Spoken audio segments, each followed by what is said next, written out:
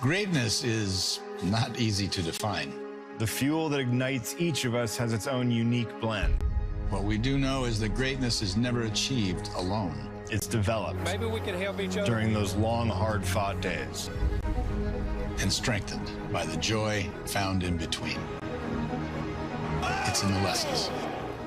And what we all hope for, the payoffs. 20 years of trying, 20 years of frustration. Dale Earnhardt will win the Daytona 500. It's the bond that holds us together when the stakes are highest. In the moments where men become role models. And sons eagerly follow in their footsteps. Ready. Dig hard. Dig hard. Hit the gas. Side by side, bouncing off each other. Clear. Today, for these drivers, it's the checkered flag. Checkered, yes. It's celebrating in victory lane. I'm so freaking ready. Daytona 500. Yeah! It's the great American race.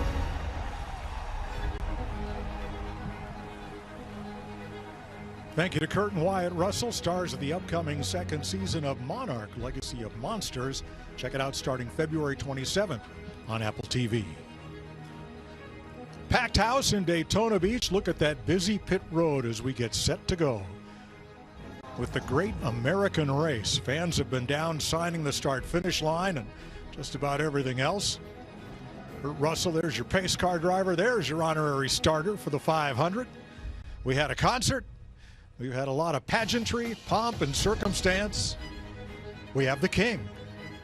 And now everyone settles in place and gets ready to race as Fox Sports welcomes you to the 68th annual Daytona 500.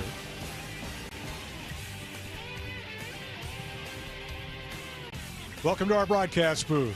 Mike Joy, Clint Boyer, Kevin Harvick with you. Probably nobody better to ask about the importance and emotions of the Daytona 500 than the 2007 winner.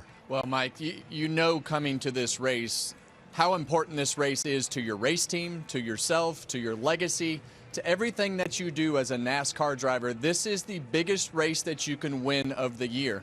And if you do that, you change the course of your career, you change the course of your team, your sponsorship, and everything that comes with it. But as we start this race, you better control those emotions and not get ahead of yourself, because you can cause yourself havoc right off the bat, spinning out, running over somebody, missing your pit box. So there's so much emotion and so much build up to it. You got to be able to control those emotions, Clint. You need proof of that, Mike? 7 champions. Count them, 7 champions in this field today, folks. Only 2 of them have won the Great American Race, the Daytona 500. 5 champions out there looking for their first. That's a big number. A lot of proof that everything, as you say, has to go right. And you can win this race from anywhere in the field. When Kevin won it, with 20 laps to go, he was in 30th position. Now, there are some of those champions we've been talking about. There are 3 manufacturers in this race, 19 Chevrolets, 11 Fords, and 11 Toyotas. And each of those drivers will try to work together with their friends and find them in small groups of 4 or half a dozen or maybe more. They'll all want to pit together. They'll want to race together. Well, maybe that's the plan, but plans don't always go that way. No, they don't always go that way, but it's as evenly as I've ever seen these manufacturers on a super speedway. We see qualifying with not all the Fords up front, not all the Chevys up front. We see Toyotas, Fords, Chevrolets all mixed up. And the way that we saw those duels go, yeah, you want to work together, but it's not going to be easy to do that. And as the day goes and the attrition starts to take effect, mistakes start to happen, you have to be able to figure out who those new friends might be when you need them most at the end. And the end is where it's all about. So hard to do, the attrition of the 500-mile race, getting to the end of it, finding your allies in the manufacturer, your teammates like Kevin talked about, working with all of them. But that could go out the wayside with one wreck. One accident could wipe your whole game plan out the window. You got to reevaluate where you're at and then get the chess match back going and find you a new dancing partner, because you're going to need them on that last lap. And we all know it's all about the last lap of the Daytona 500. At the end of this race, your friends are right where you find them, right in front and right behind you. Now, earlier, Jamie Little caught up with Los Angeles Rams star wide receiver Puka Nacua and Kurt Russell. Well, we have 2 superstars down here at the front of the grid. We have actor Kurt Russell will be the honorary pace car driver, and Puka Nacua, wide receiver for the LA Rams out here. I'll start with you, Puka. You make some big plays. I want to know what you think the adrenaline scoring a touchdown will be like compared to driving with this guy in the Toyota Camry two-seater. I think the two-seater has nothing on scoring a touchdown. Scoring touchdowns is fun, but going fast is a lot funner. How about it, Kurt? You going to take care of him? No idea what's going to happen next. All right, Kurt. So rumor has it, I looked up a little research, and you were a race car driver when you were younger, actually won a world championship. So what would that younger Kurt think about this moment of driving the pace car at the Daytona 500? Get to if you're going to make that your career. My three sisters and I, we lived in a family that took racing very seriously. So I'm very happy to be here today. Really honored to be driving the pace car. It should be fun. Awesome to see you here. Have a great time with it. Let's have a good race. All right, Mike. All right, thank you, Jamie. It is a blustery, breezy day in Daytona Beach. There is the possibility of rain late. It should not affect the race, but this may well be the windiest Daytona 500 ever. Well, and what that does, and the way that the wind direction is right there, you see it blowing towards turn 4. Turns 3 and 4 is always the most difficult part of this racetrack. With the front end wanting to push, that wind is only going to make that worse. Yeah, as it's pushing it down that back straightaway, you're going to get loose into the corner. Watch for that. We saw a guy like Ryan Blaney in the duels. He was loose getting in. That'll only amplify that problem for these drivers. Watch these cars as they punch their way through a 185-mile-an-hour wall of wind, 41 cars strong.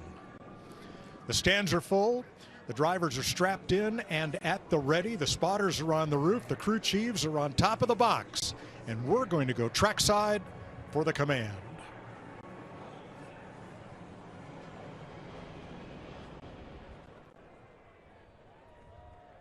Daytona International Speedway.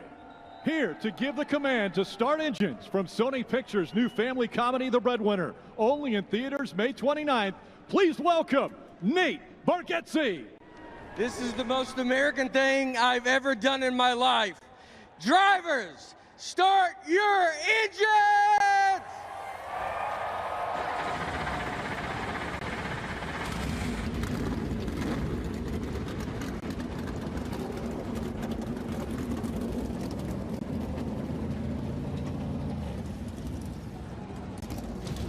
For one driver, destiny is 500 miles ahead in the great American race on Fox.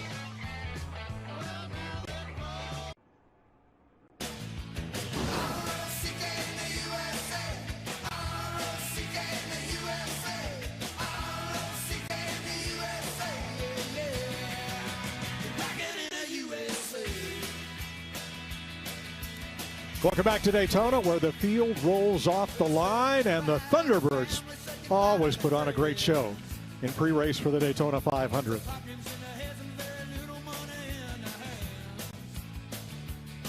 As fast as those Thunderbirds are, they're not quite as fast as Kyle Busch was in qualifying here on Wednesday night to earn the pole for today's 500. Well, let's dial him up, guys. Hey, Kyle Busch, it's Boy and the boys up in the booth. You got us? Yeah, buddy, got you. Well, man, RCR brought some serious muscle down here this time. Put you right on the pole where you want to be. Everybody's in the rearview mirror. How do you keep them there? And more importantly, 20 years of trying. Can this be the year? Yeah, it's definitely going to be a long race, 500 miles. You got to make sure you do all things right. Strategy, flip style, all that stuff. And then, you know, you got to be in the right place at the right time. You got to have a little bit of luck go your way. Not quite the old days where the fastest car could always win the race, so you guys got to play it out, play it right. I'd like to think that, you know, after 21 years of trying, I got all that figured out, but there's only one test, and that's right now, to figure it out. Well, Kyle, we see a couple different factors today with the wind and the sun. How do you think that's going to affect the track today and the things that you do? Yeah, I think handling's going to come into question here. You know, I think the heat of the day, sun beat down on the racetrack, and then we all know it kind of clouds over later in the day here with some weather pending, but you know, you try to get your car handling well all through practice. I felt like even though the qualifying setup was underneath the car for the race and the duels, it still drove real well, still had real good speed, could move the lanes and pull the lanes where I needed to, so you know, we're all dialed in, ready to go right now, so time to send it. All right, man, good luck. Thank you. On the front row for the Daytona 500, Kyle Busch, the pole sitter, and Chase Briscoe in a Toyota on the front row for the second year in a row. Row number 2, 2015 Daytona 500 winner Joey Logano. On his outside, it'll be the number 9, everybody's favorite driver, Chase Elliott. Row number 3 from High Point, North Carolina, Ryan Blaney and Carson Hocevar. Josh? Well, Ryan Blaney is one of the biggest stars we have in NASCAR. He's a champion. He's won a crown jewel race, but he has yet to win the Daytona 500. Not for lack of trying. He's been close. He's been runner-up 2 times during his career. And what's more, his teammates have won the Great American Race as well. Talking to Ryan, he told me, look, it's not something that keeps me up at night. I learned from my mistakes in the past. I keep putting myself in contention and hope that it'll work out for me the next time around. Feels good about the car in the draft. Feels good about the speed and handling. Let's see if today's the day Ryan gets it done. Thanks, Josh. Row 4, Austin Dillon, the 2018 winner, and Kyle Larson, 2-time Cup champion. Row number 5, your 2012 champion Brad Keselowski, and that number 6 on his outside. It's a 2021 Daytona 500 winner, Michael McDowell. And the driver with the best average finish of the 500, John Hunter Nemechek and Christopher Bell. Shane Van Gisbergen in row number 7, along with Josh Berry. Row number 8, number 7, Daniel Suarez, and another Daytona 500 winner, Ricky Stenhouse. Row 9, Bakersfield, California's Casey Mears and Todd Gilliland. Row 10, Ryan Preece from Connecticut and Ty Gibbs. Here's a good one. Row number 11, number 48, Alex Bowman and Denny Hamlin on his outside. Jamie? Well, Denny Hamlin comes into this Daytona 500 with a heavy heart. You saw in the pre-race everything that he has been through after tragically losing his father in a house fire in late December. Denny said this week coming into Daytona, I'd be lying if I said I was 100% ready and motivated to get back here to racing. But the last couple days after being back behind the wheel, he feels that focus. He wants that desire. He has it, and he feels like he has the car to get it done to win a 4th Daytona 500, Mike. Row number 12, 2020 Cup Rookie of the Year, Cole Custer and Eric Jones. Row 13, Noah Gragson from Las Vegas, Tyler Reddick from California. And row number 14, Bubba Wallace, and on his outside, Riley Herbst. Row 15, Corey Heim and Zane Smith. Row 16, 7-time champion, 50-year-old Jimmy Johnson back for another try. He shares the row with the youngest driver in the field, Connor Zillage. Row number 17 is going to give you Cody Ware and Ty Dillon. Row number 18, A.J. Allmendinger and the 2022 Daytona 500 winner, Austin Cindric. Row 19, Florida's Ross Chastain and B.J. McLeod, both from Florida. Row 20, William Byron, last 2 Daytona 500s he has won, along with Justin Allgaier. Regan?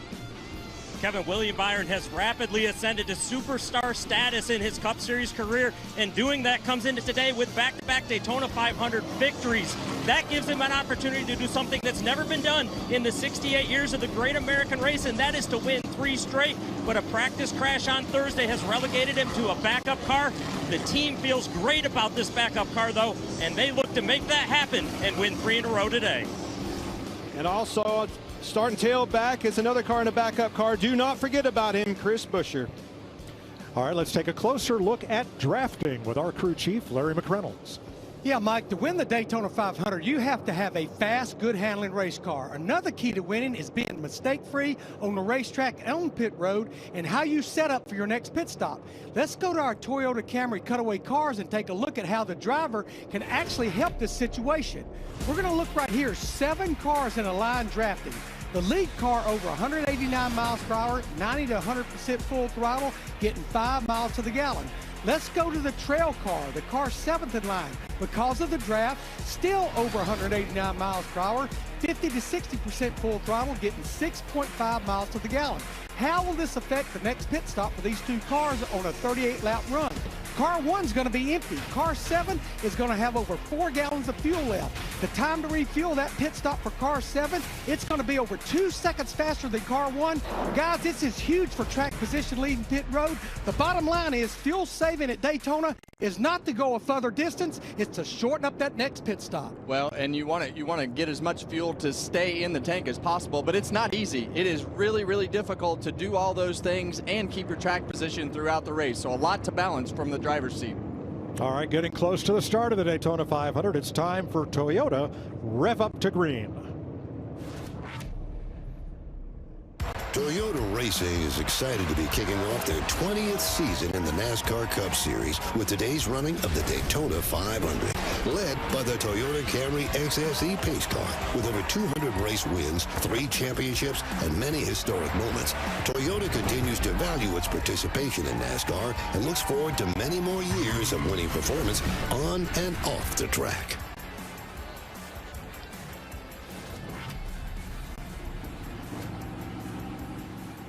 Today's race, 200 laps, 500 miles, plus overtime if needed.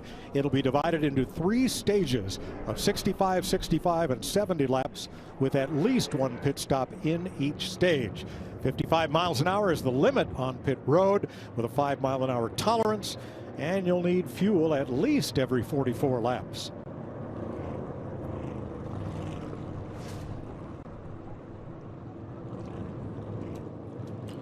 Busch Light's giving away $20,000 in total prize money during the Daytona 500.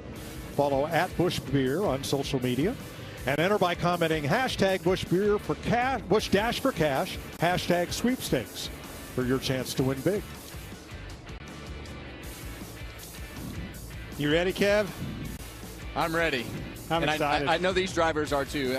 It's just really difficult to explain to people just what the anticipation level is leading into this race. You're not in a rhythm. You haven't been racing all year. You've got all this hype. You've got all the most sponsors you'll have, the most guests you'll have, and this place is absolutely slammed with people. So a lot of pressure.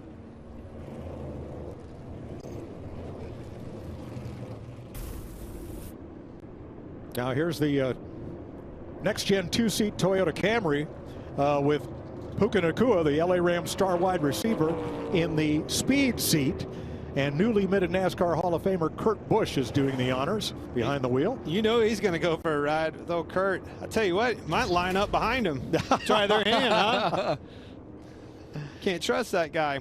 You know, you're so right. 10,000 fans in this infield. I've been here all week long. We've been blessed with a beautiful week of weather. It has been an awesome show so far. Today's aerial coverage brought to you by Goodyear. Tried, tested, proven, legendary. The Goodyear blimp is on hand. And a big tip of the hat to Stu Grant, Goodyear's worldwide head of racing for decades. This is his final Daytona 500, and this has been a better sport under his stewardship at Goodyear. Thank you, Stu. Look at them grandstands, fellas. Well, here's a big number for you, 800. It's the 800th episode of The Simpsons tonight on Fox, and cowabunga, dude. Bart's going to wave the green.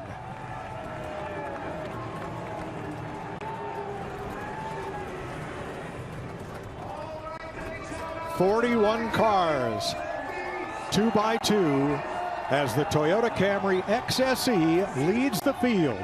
Lights are out atop it. That's the signal to the drivers to be ready. It makes the sharp left turn onto pit road.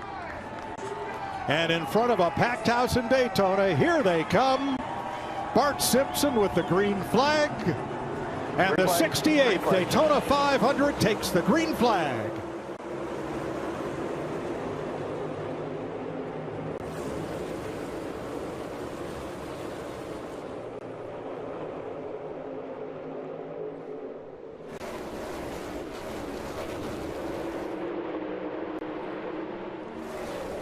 Split both. Now watch bottom. 19 is clear. Get ready to come up half. Outside quarter. Keep bottom. Watch 22 coming half. He's got to push. That's Kyle Busch's radio. He's the pole sitter as Chase Briscoe's Toyota tries to edge ahead on the outside, but without much help from the number 9 of Chase Elliott. Yeah, and right now they're just filling their cars out. They've gone through turns 1 and 2. This is going to be the tricky section of the racetrack as we go through the day because of the wind. The wind is gusting. It's blowing steady through turns 3 and 4. Keep your eye out for that corner. First car to go 3 wide, no surprise, Ricky Stenhouse. He's a risk taker. He's that red car way up on the outside as the field comes by 2 by 2. Here they go. Haven't seen 3 wide the whole time. There it is, Kev. Well, right now the pack has more energy than anything that they've done all weekend. You put all these cars together for the first time and throw the green flag here at Daytona. Things are happening a lot faster than what they've done so far. 25 years ago here at Daytona, the very first race on NASCAR on Fox.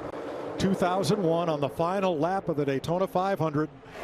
Right there in turn number 4 was where Dale Earnhardt had his fatal crash. And ever since, the track and NASCAR, Richard Childress Racing, everyone with 3 fingers in the air and a silent salute to the Intimidator, the 1998 Daytona 500 winner.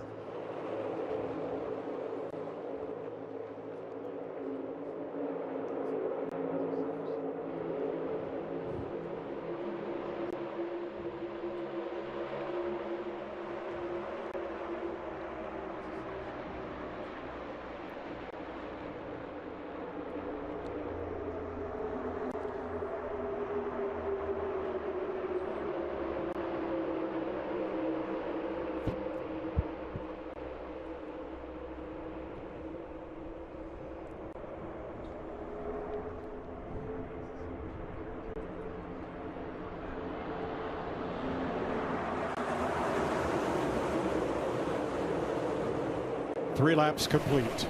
It was on this date in 1998 when Dale Earnhardt scored his Daytona 500 win. Kyle Busch has got decisions to make already. Him and the spotter are getting busy. Which lane do we go up and protect?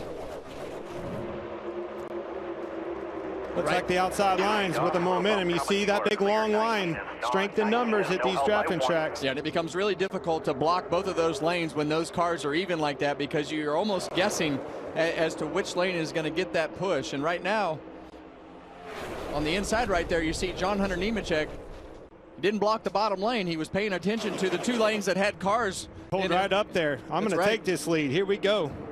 He was fast in the duels, ladies and gentlemen. The number 42, John Hunter Nemechek, in the lead. And that second-generation driver of everyone in this 500 has the best average finish in this race.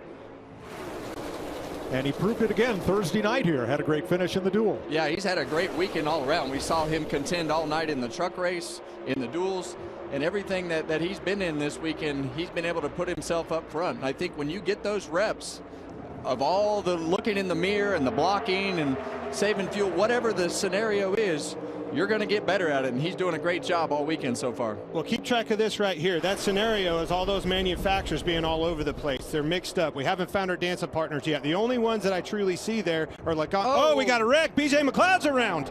Right there, tires down. Who raced his way into the 500 Thursday night after Anthony Alfredo was disqualified in tech inspection. Part-time driver, part-time team. That wheel looks like it was loose, Clint. And I know the toe link is definitely, something was broke back there for sure, but Casey Mears again with front end damage. Another part-time team that raced its way into the 500 in the qualifying race. Casey Mears trying to reach 500 career starts in NASCAR's National Series, and he'll get there. Tough break for McLeod. I think you're on it with that right rear area. No brakes, none at all. Something broke with no brakes.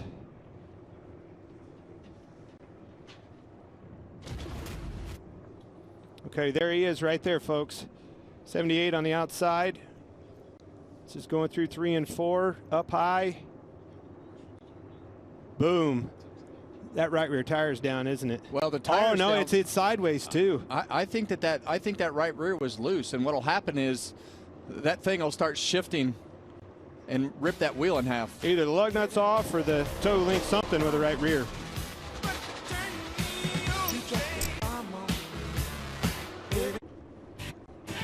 We're under caution in Daytona. You can play the Fox Super 6 Daytona 500 Challenge. Download the Fox Sports app right now and enter for free for a shot to win your share of $10,000 and a VIP ticket package to next year's 500. See the Fox Sports app for details. 6 cars involved in this pileup, and defending champ of the 500, William Byron, was among those who got some pretty good damage.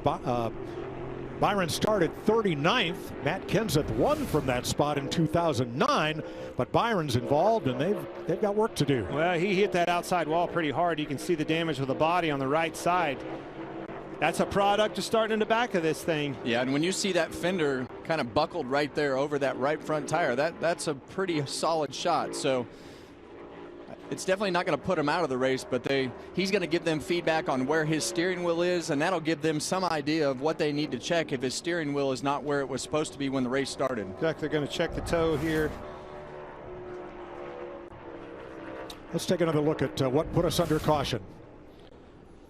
Well, obviously, we'll go back to let's see. There's, let me if I can get it. There it is. William Byron back here behind McLeod. McLeod goes around to 40, hits the wall too. Justin Allgaier, he hits it, but you see with that right front, William Byron hitting pretty hard, and then you'll see in the back lower right with Noah having a lot of trouble with his left rear. They stack up. I would say the front damage from Casey Mears was probably in the back of Noah. It can happen fast, and that's a product of starting in the back. Well, and these are the types of things that you just can't plan for. You want to control all the things that you can control, but in William Byron's case, it's a tough scenario. You saw some smoke. See it on fire saw under some there. smoke right there out of the 78 car, and then boom, around goes that car. Whatever that was, it blew the tire out. From Bubba Wallace's Xfinity cam.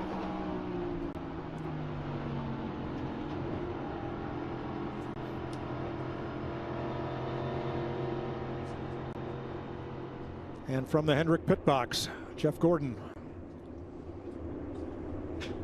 I hear you, Jeff. That's a tough one. Pit road will be open now. The damage to Casey Mears, Tyler Reddick, Noah Gregson, as well as William Byron, Justin Allgaier, and B.J. McLeod. Well, this is dangerous right here, Mike. When you have all these cars on pit road doing quick fuel stops like this, some will be at the beginning of pit road, some of them won't, and this is a big chance for contact. The leader stayed out, Kyle Busch. John Hunter Nemechek leads them down. Shane Van Gisbergen, most of the field.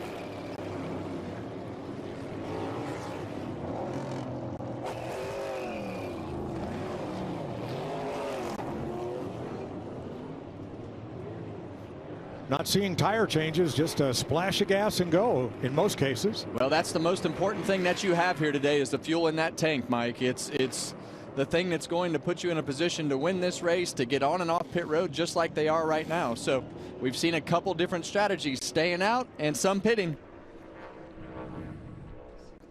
First caution of the day in Daytona.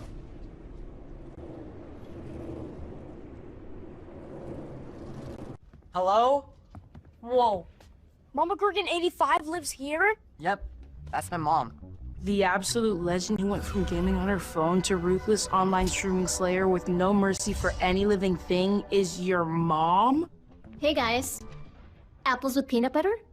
How is this possible? With AT&T Wireless and Home Internet. Hey, text me if you need anything. Level up your connection with AT&T Wireless and Home Internet, now available across the nation. No, she's so nice in real life.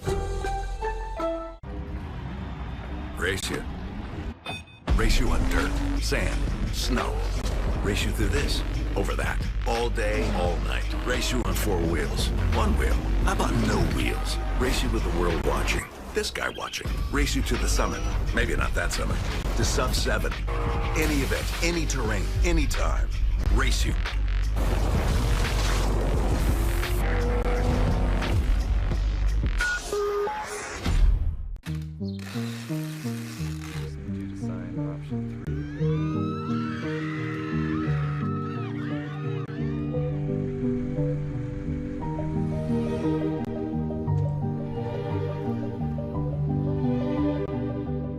Ally helps millions spend smarter and save more for the things that matter most to them. That's why we're the bank that's your ally. What makes Arby's $7.99 meat and $3 even better? Fish. That's right. The meal that gives you 3 sides now includes the choice of a crispy fish sandwich. Talk about more meal for your money. Arby's, we have the meats. The Bush Guide, cold and smooth survival skills. To avoid going in circles, make note of recognizable landmarks, like that. What's wrong with going in circles? Different circles, Ross. Okay. Head for the mountains. Turn back time on your engine with Valvoline Restore and Protect, a first-of-its-kind motor oil that removes up to 100% of engine-killing deposits and protects against future damage. Ask for Valvoline Restore and Protect at your next oil change. A game-changing challenge has the families pairing up. We gotta go to war. But will self-sabotage leave survivalists dead in the water? They haven't gone nowhere. Oh, look, a circle. Extracted, all new tomorrow on Fox. Welcome back to Daytona. We're under caution, and we just had all but 5 cars come to pit road for at least fuel. Time to check with Larry Mack for Fuel Strategy, sponsored by Zero Carbon Bioethanol. Well, Mike, I think we just saw it. Never, ever pass up an opportunity to fill that race car with fuel, and always leave pit road completely full of fuel. For the 4th time in the last 6 500s, the first caution flag comes within the first 10 laps of the race. Regan? Well, Mike, to update the 24, William Byron been to pit road 3 times already under this caution. First 2 times was to work on the toe, make sure that they tried to get that as straight as possible, and then there was a little bit of damage repair as well. But this veteran team, well organized by Rudy Fugger, all members returned from last season. It looked very organized down here in the way that they performed it. He did say it's wandering just a little bit as he got back up to speed. Jamie? Well, Regan, on the pace lap, Shane Van Gisbergen came over the radio and said his heel booties, these things were coming undone, and they had to ask NASCAR if they could come down pit road. They took them both off, and he started where he qualified. Now, so often you hear how hot these race cars are, especially along the floorboard. And Kevin, you drove these cars. How important are these heel booties? Well, I never wore them in these cars because the floorboards were always so much cooler. And you know, I think as we went through the years, you couldn't even race these cars without those booties. So not sure what the issue is. I know sometimes that they if you don't wear them in practice, sometimes the height of the pedal becomes wrong because of the way that the booties will lift your foot up. I'm not sure what the issue was, if it was catching on something, but if you're gonna race with them, you better practice with them to make sure that you like them. Well, now all but 1 car has pitted. The pole sitter Kyle Busch decided to stay out, so he has 8 laps or 10 laps now less fuel than everybody else. Everybody else has been on pit road for at least a splash. Now the radio in Kyle's car, well, it's been busy. Just a reminder for you too, that crosswind is big time off of 4. It's going from 2 to 4, so if that's where your biggest issue is, just keep that in the back of your mind. Just remind the 42 what lap it is. I've had to lift 3 times to not up his ass. Come on. Know who's in it. That's all. Great car here. Doing a great job. Just, we worry about us. You're doing fine. Well, he's already frustrated, and we've heard that a lot out of Kyle Busch before, and he's speaking of John Hunter Nemechek in the 42 cars. So it might work out, and sometimes it doesn't. But man, you hate to be on a strategy that the whole field is not on. Definitely, tensions are high. I mean, you can hear it in his voice. You don't want him to do that. When you lift, it stacks everybody up and is a really good opportunity to cause a wreck. Well, they've decided in favor of track position. Kyle Busch will lead them to green. Joey Logano on the inside in that yellow Ford next to Busch's green Chevrolet. 2 Toyotas in the second row, Briscoe and Nemechek. Yeah, and you see all those cars single file at the end of the field. They're all under penalty as we go back to green. They pitted while pit road is closed and have to go to tail end of the longest line for the restart.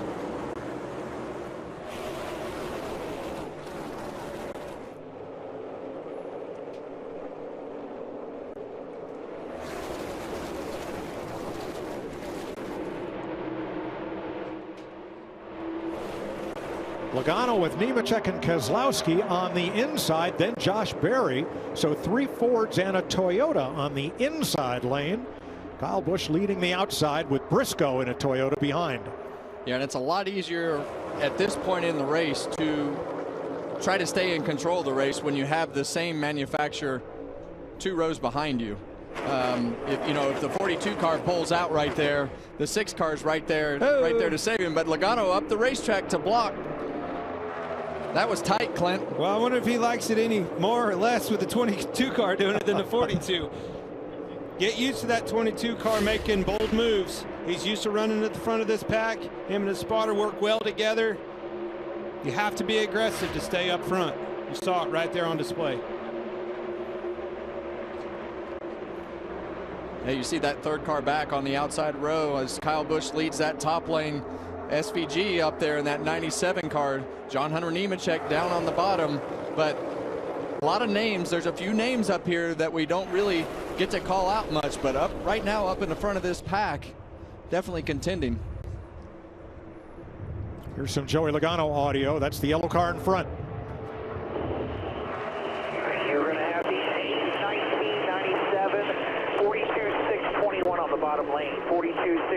one. The entire field is together now. They just gained a fourth car. The 42 is going to get inside, but he's bubbled out. The 42 is... Joey Logano's now led 10 straight Daytona 500s. The record is Richard Petty with 11. Yeah, and you see that the top lane is pretty heavy on being the preferred lane. A lot less cars in that bottom lane right now. They're starting to find each other back again, but there was a lot of open links in that chain on the bottom for sure. Well, what makes that different at the beginning of these restarts, when you start single file with that many cars, the cars aren't doubled up, so they're not bunched up as much, so it takes longer to get everything formed 2 by 2 when they start single file like that for a long ways. And I still look at this pylon and the way the manufacturers are. They're really not connected yet as far as your allies with your manufacturer and your teammates. That's something that we haven't seen in the duels so far down here in Daytona, but sooner or later they will find each other and work together, especially once we get closer to the next pit stop. BJ McLeod checked and released at the Advent Health Care Center. He is the only driver out of the race from that lap 5 crash, the first and so far only yellow of the day. Coming to start lap 16. And there are 5 cars in this race using the number font that was used by Greg Biffle during his great career with Roush Racing, driving the number 16 Ford for Jack Roush. He's a nominee to the NASCAR Hall of Fame with 19 Cup Series wins and a runner-up for the championship. He was champion of what's now the O'Reilly Series and the Craftsman Truck Series on his way up to NASCAR's Premier Series. We lost Greg and his family and some friends in a plane crash Christmas week. And with all of the hurricane relief work he did in western North Carolina after Hurricane Helene, that loss is felt statewide and beyond. All the RFK Fords, and you saw A.J. Allmendinger's car, all wearing the Biffle font. John Hunter Nemechek, second-generation racer, leads the Daytona 500 after 16 laps.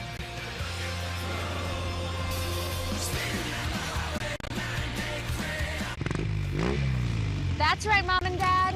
My new boyfriend rides a motorcycle. Oh, it's just a cruiser for unwinding on the weekends. Protected by America's #1 motorcycle insurer. How responsible. Very sensible. And he has a tattoo. Temporary, from my niece. She insisted. Oh, it's cute. Well, guess what, Mom? I chopped my hair off. Well, I stand corrected. It's lovely. No, it's not. Super cute. Very in right now. That's my rough and tumble little girl. Chicken Al Pastor is back at Chipotle, where fire meets flavor, where heat meets pineapple sweet, where chicken meets the sizzle of the grill, and where fans meet their favorite. Chicken Al Pastor, where fire meets flavor. Trying to predict the future is a hazardous occupation. The only thing we can be sure of is that it will be absolutely fantastic. I'm thinking of the incredible breakthrough, the communications satellite. These things will make possible a world in which we can be in instant contact with each other wherever we may be. When that time comes, the whole world will have shrunk to a point.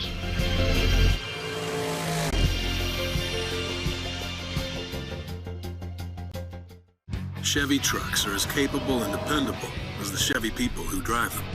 You probably know one. Your sister. Your buddy. The ones who always show up.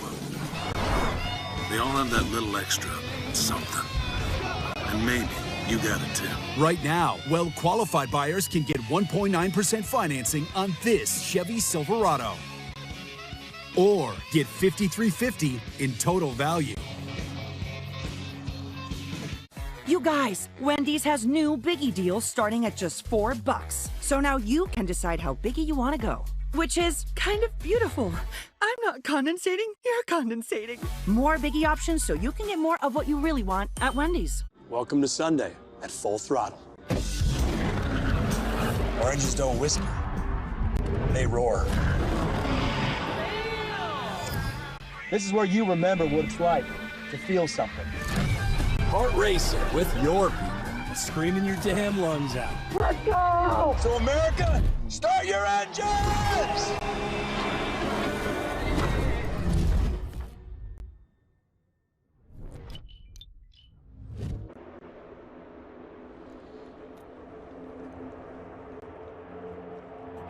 Welcome back to the Daytona 500. 19 laps complete. John Hunter Nemechek, whose teammates are Eric Jones in 20th and 7-time champ Jimmy Johnson, leading his first Daytona 500.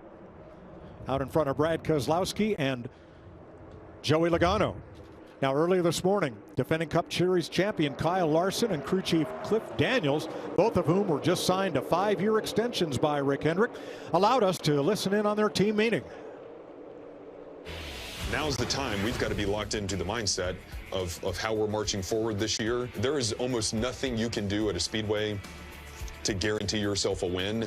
It's more about how are you hitting your marks of the fuel stops, of the stops at the stages, handling the restarts, taking the runs, having the communication to get to that point. If we put ourselves in position, the outcome's going to be what it is. Here we go, team. 5. I think I've seen Cliff Daniels smile at least at the banquet, at least once, you know, but he is so focused, just laser focused on the task at hand all the time. Probably twice, but I agree with you. Both championships about that day, and only that day. What a great skipper, though. One of the best crew chief pairings with a driver that we've had in a long time. You put a good crew chief, the best driver, and the best car, deadly.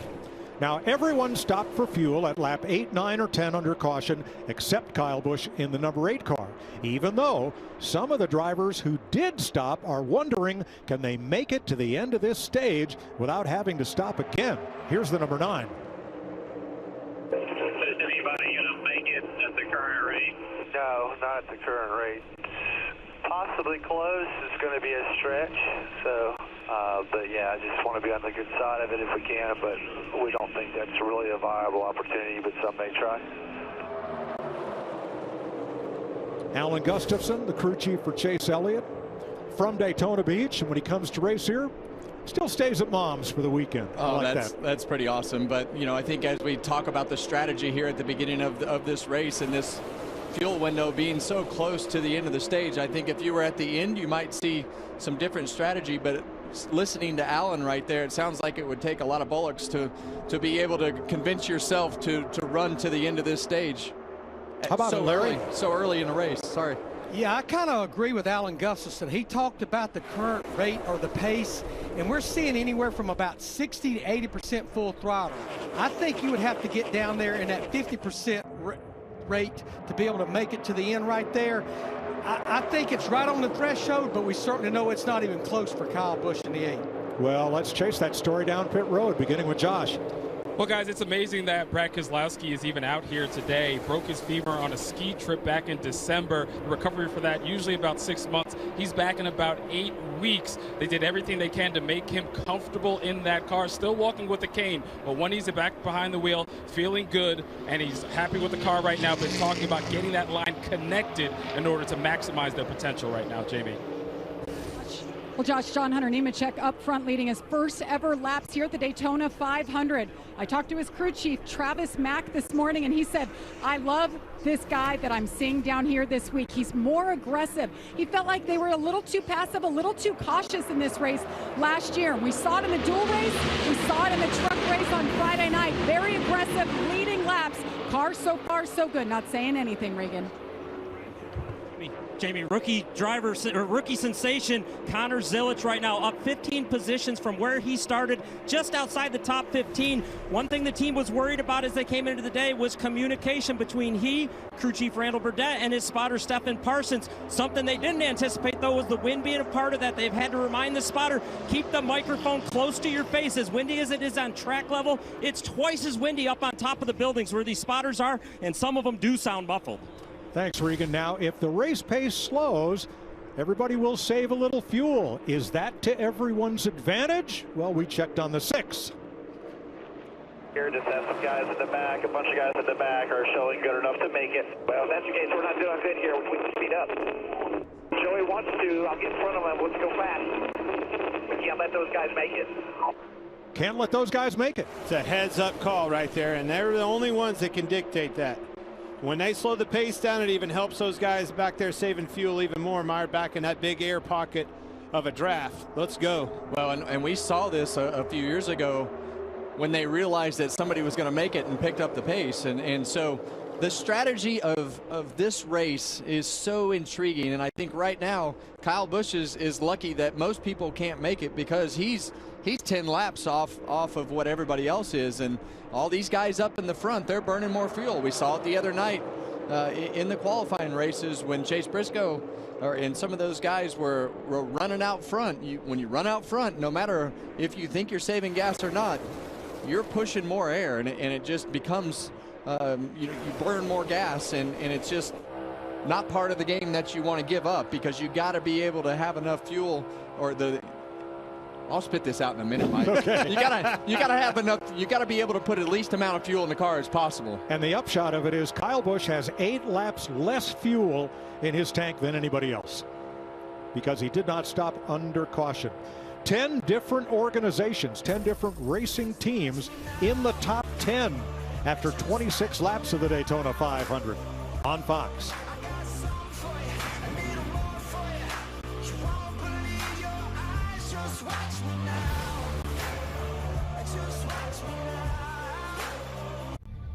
I've been told my whole life that I'm pretty fast. For a girl. Well, I hate to break it to you, but that's not true.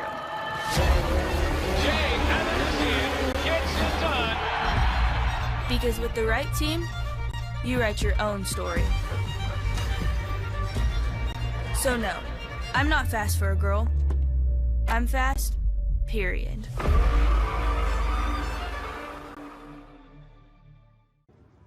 Thank you for a great season, football fans.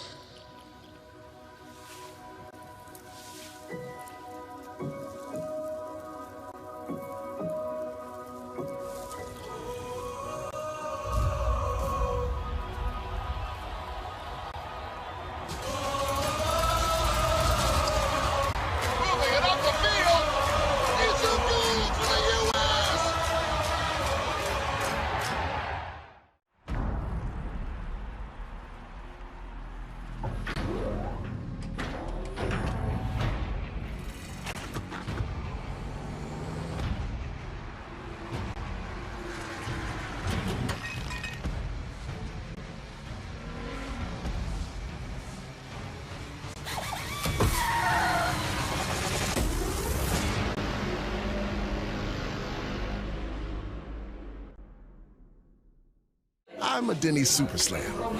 Hot stuff coming through.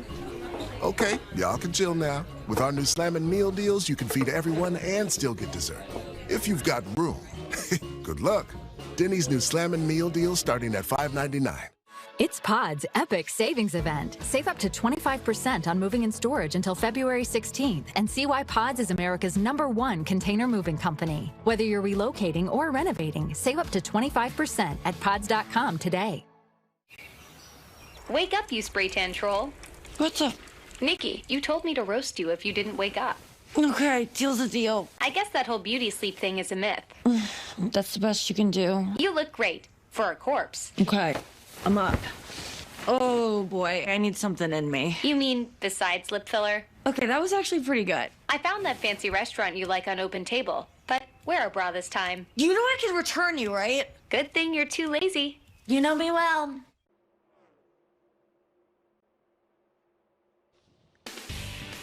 The Daytona 500 on Fox is sponsored by Toyota. Let's go places. 30 of 200 laps complete in the Daytona 500. 30 of 65 laps in stage 1. Here are your Toyota top performers, with John Hunter Nemechek out front now for a total of 18 laps. Chase Briscoe, the outside pole sitter, in 6th. Ty Gibbs in 12th. Very windy day in Daytona. The flag has been straight out all day, and drivers have commented on it.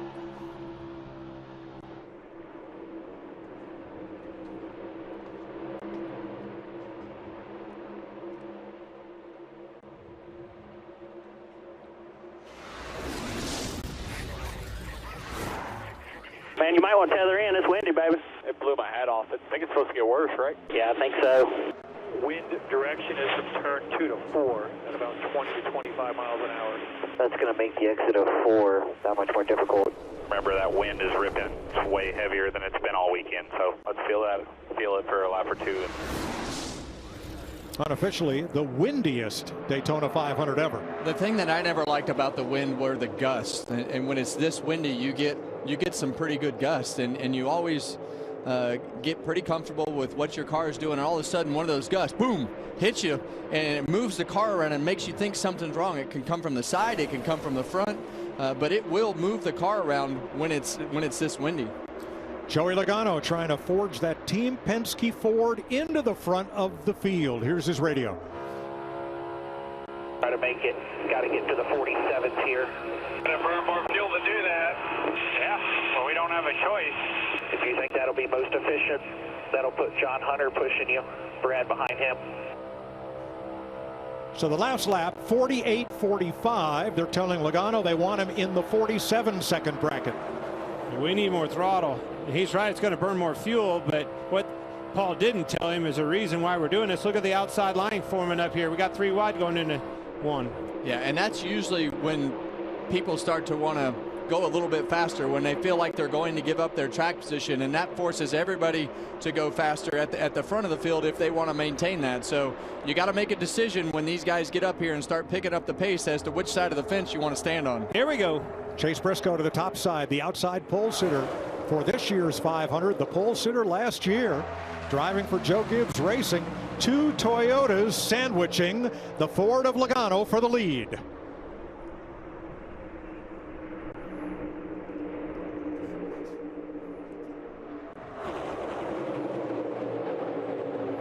There it is.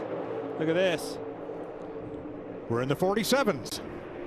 And if you're going to run that fast, you might as well just keep going and protect everything that you have, because that's going to make everybody in the field have to go and put them in your fuel strategy. Well, I think the rest of the field got on board with that. There was only maybe a select few that could have made it. You know darn well that 8 car in the middle, Kyle Busch, wasn't going to be able to make it. But these guys said, you're right. I hear you, crew chief. We're going to go hard, go wide open. I bet you it's even faster yet this time. Yeah, and that outside row of Chase Briscoe and Ty Gibbs, along with Joey Logano, I think it caught the 42 car off guard a little bit and was able to get by him for the lead. Well, it's all with the 42 leading that front line on the inside.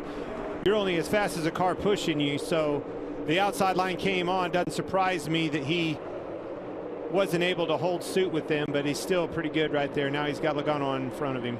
Look at that, even faster yet, 47.68 for the leader, Briscoe. Don't get too far out. They're going to come back up down on you. Watch the runs. So, Larry, if the pace increases and everybody has to stop again, how long do you want to wait before you make that stop if we stay green? Yeah, Mike, I mean, you want to go just as far as you possibly can.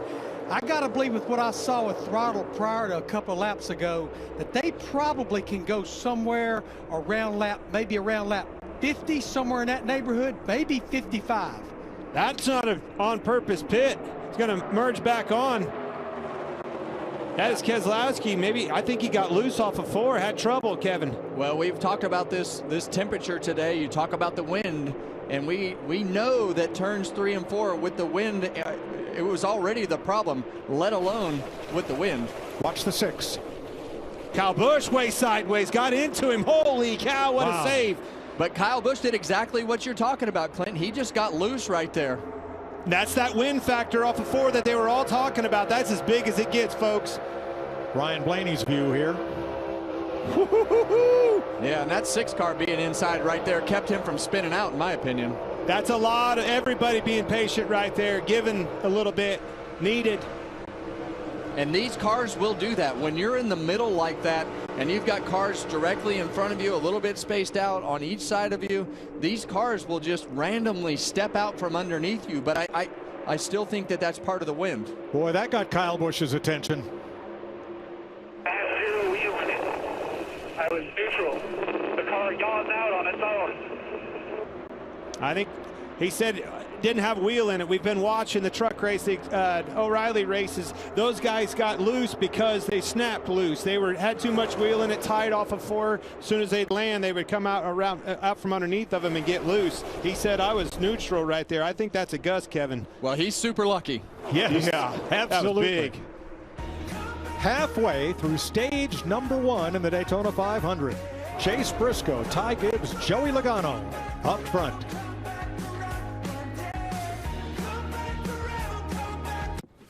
Are you Marsha? I am. I am. Thanks for meeting me here. Usually not an interweb dating guy. Barely ever use this phone computer. Unless it's to bundle my insurance with Liberty. Oh, same. I hate this thing, but it's true. You can save hundreds bundling with Bibberty. Bibberty? Bibberty? Bibberty. Bibberty. Are you hungry? Mm-hmm. Let's get some lasagna. And some cannolis. Only pay for what you need. The Bush Guide, cold and smooth survival skills. My watch is broken. You could tell time by measuring the sun's distance from the horizon. Looks like happy hour. Head for the mountains. Unlike other value meals, Arby's new $7.99 meat and 3 box has 3 sides, not just one. It's more meal for your money. Seriously, it's more meal for your money. Oh, where'd that come from? Arby's, we have the meats. The Valley of the Sun will roar to life this spring. This ought to get pretty wild. Why is that, you may ask? Because NASCAR and the NTT IndyCar Series are coming to Phoenix. And it's going to be a weekend of good vibes the whole family won't forget. The best-in-class fan experience meets racing's toughest drivers. For 3 days of action on and off the track, all surrounded by the beautiful Estrella Mountains. Oh, yeah, baby! Get your tickets now at PhoenixRaceway.com. We knew our last Verbo was going to be incredible. We didn't know the hot tub was broken. But thanks to Verbo Care and 24/7 live support, they moved us. Better place, better hot tub. Got any room for Dad? Think again, Bruce. Yeah. Teenagers are full of surprises. Verbo is not. If you know, you Verbo. How's that flu? I got this. I don't got this. You need Dayquil Intense Flu. Power through your flu symptoms with Dayquil Intense Flu. You do got this. Dayquil Intense Flu. The daytime coughing, aching fever, power through your flu medicine. You want fearless? Take a truck, sprint down the track, and get ready for a fight. They're both in the wall! Hell yeah!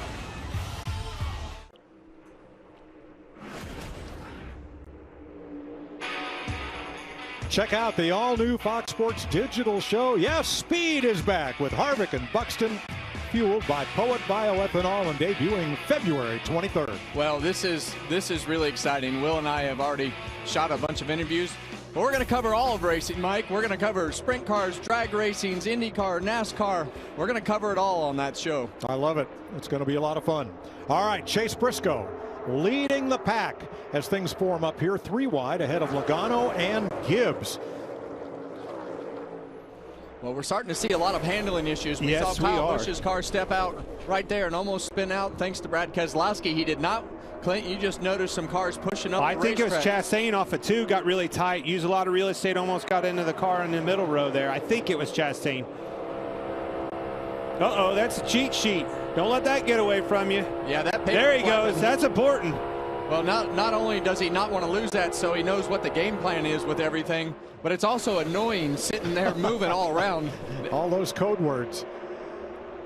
This track was last repaved prior to the 2011 season. Now 3 Toyotas make that 4, have teamed up on the inside at the front of the field. Briscoe, Nemechek, Bell, and Reddick. Yeah, definitely a big shakeup up front. I mean, the biggest movers, you go back to Reddick, that's 26 spots he's moved up. Allgaier 26, Larson 19. Long ways they've come. Yeah, and the longer this run goes, the more that handling will start to creep in. And when that handling starts to creep in, you got 2 conditions. You're either loose in the corner and struggling with the car, or you get to the center of the corner and the front end starts to take off. And to me, Clint, I don't know which one you liked. I don't want that front end taken off because eventually it's going to bite. When that front end takes off, you just don't know how far that car is going to slide. And usually by the time you catch that thing, you've let off the gas too late, and that almost makes it worse when you have to dump the throttle. Race fans, snag a $1 spicy or classic chicken sandwich with purchase today and tomorrow using promo code Daytona in the Wendy's app.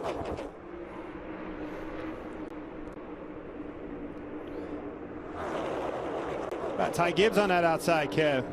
Well, we saw those Toyotas of Ty Gibbs and Chase Briscoe come up on that outside lane and get themselves positioned at the front of this pack. And now that we've seen the pace be picked up to try to get those guys in the back to not have enough fuel, they've been able to keep themselves up in the front, and that's the game. How do I position myself up in the front? And they were using a little more gas to get there, but now it doesn't matter because the pace is steady and fast. And I know folks got to keep referencing those duels, but that's the only thing we have to go off of. And those Toyotas, other than Nemechek, was kind of quiet during the duels, but here they are, just like we always know them to be at the 500. Well, Chase Briscoe, who's leading this race, has had speed all week.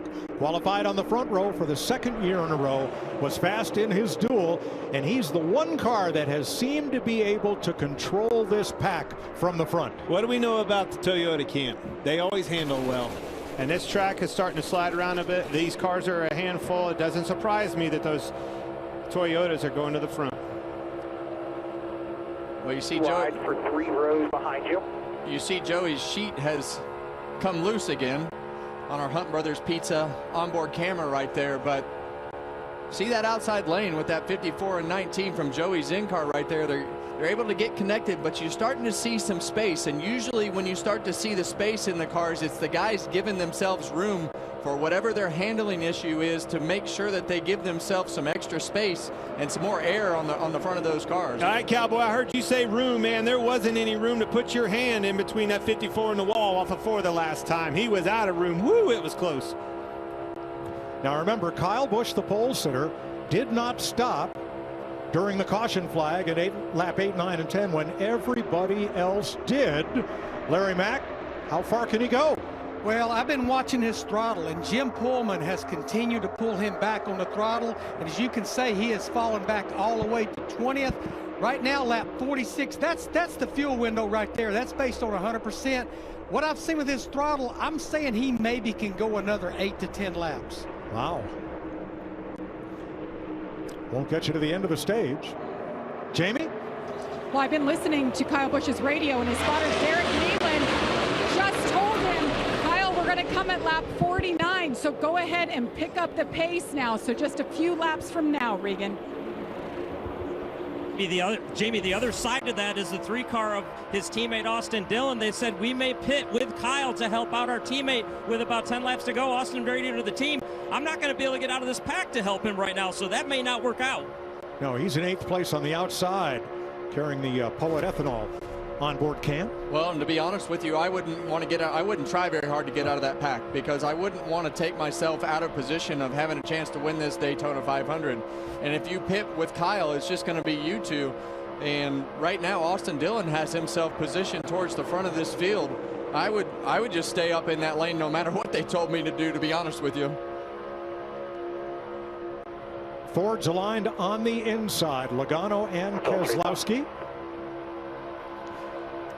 Coming to lap 50. Toyota's lined up topside, 3 of them in front of Chase Elliott's Chevrolet. Why are you laughing at me, Clint? You're over here laughing at what I just said. But I've been your teammate before. Sometimes, but sometimes you have to make that decision, you know, from the driver's standpoint in order to keep yourself in contention. In today's world, you have to have cars that'll help you, but you can't just purposely take him out of contention of where he's at right now, in my opinion. Here comes Nemechek on the inside with Christopher Bell and Tyler Reddick.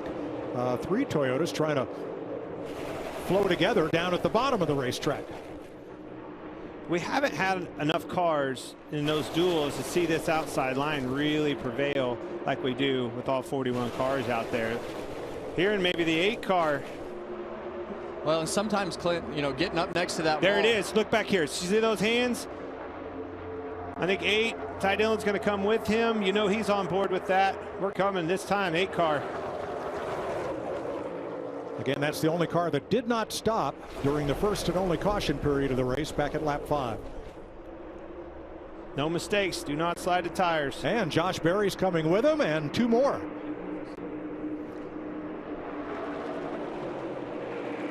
So 5 cars on pit road, all concerned about making it to the end of stage 1 on fuel if this stays green. Yeah, and the hard part for those 4 cars that are on pit lane, if they all come off together, even then, if they stay nose to tail, they are not going to have the pace that this whole pack is going to have. So they're going to give up some time one way or the other. Allmendinger, Ty Dillon, and Casey Mears with them on pit road. You're spot on too, Kevin. Not only that, they're not all together. All broke up with that group. You can see it on the bottom of your screen there. Not very efficient with that stop at all. Yeah, and the longer that it takes to get those cars nose to tail, it's just free time that you're giving up when they're not connected. Mitchell, Indiana's Chase Briscoe has been out in front of the Daytona 500 now for 17 laps.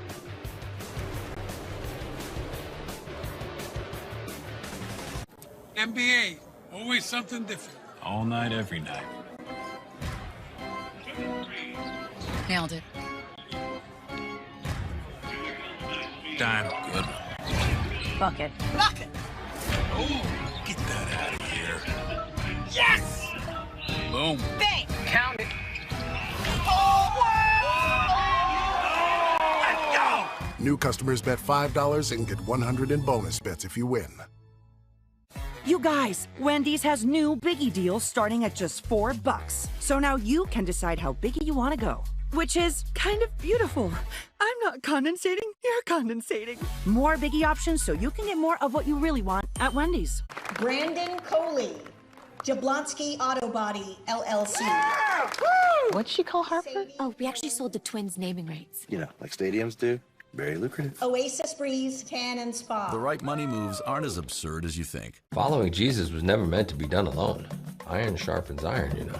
What's up, Mark? Is this your way of asking me to join you on Hallow again this year? It is. Awesome. Gotta stay prayed up. Isn't that my line? I thought maybe this year I could do it. No?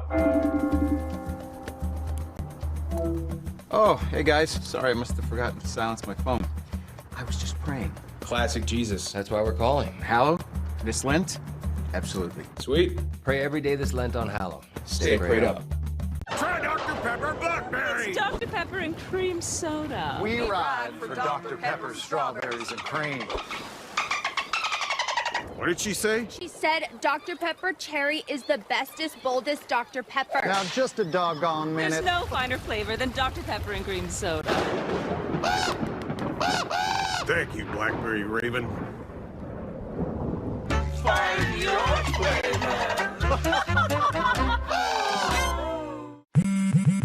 My taxes pay for these roads. What I get back goes to my family. Straight Talk always offers free 5G phones for new and existing customers. Straightforward, always. No contracts, no credit checks, no surprises. Official partner of NASCAR.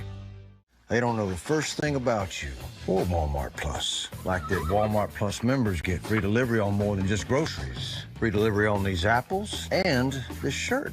The Walmart you thought you knew is now new. 54 laps complete in Daytona. Cross-state rivals tip it off on Fox College Hoops Friday. Braden Smith leads 13-ranked Purdue in a Big Ten battle against Indiana Friday night at 8 Eastern, only on Fox. Speeds have picked up. We've been lapping right at 47 seconds flat, led by Chase Briscoe, in an effort to draw everybody to use so much fuel that they all have to stop again before the end of stage one. We'll see how it plays out. Biggest movers since the restart. Well, Justin Allgaier was involved in that crash back at lap number 5, but he has climbed all the way up to 8th place. Riley Herbst has gained 28 spots now, and William Byron, who was also in that crash, has picked up now 27. To start watching for these cars. Oh, I got to hand out the window over to Allgaier. He's going to be coming. You know that 40 car is coming. Let's see who else is coming. It'll be 9 to go in the stage.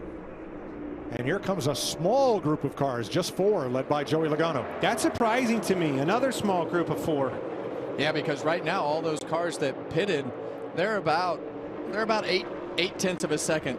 See Joey Logano stop way at the back of his pit stall so he can start creeping out, and that fuel man still stay engaged.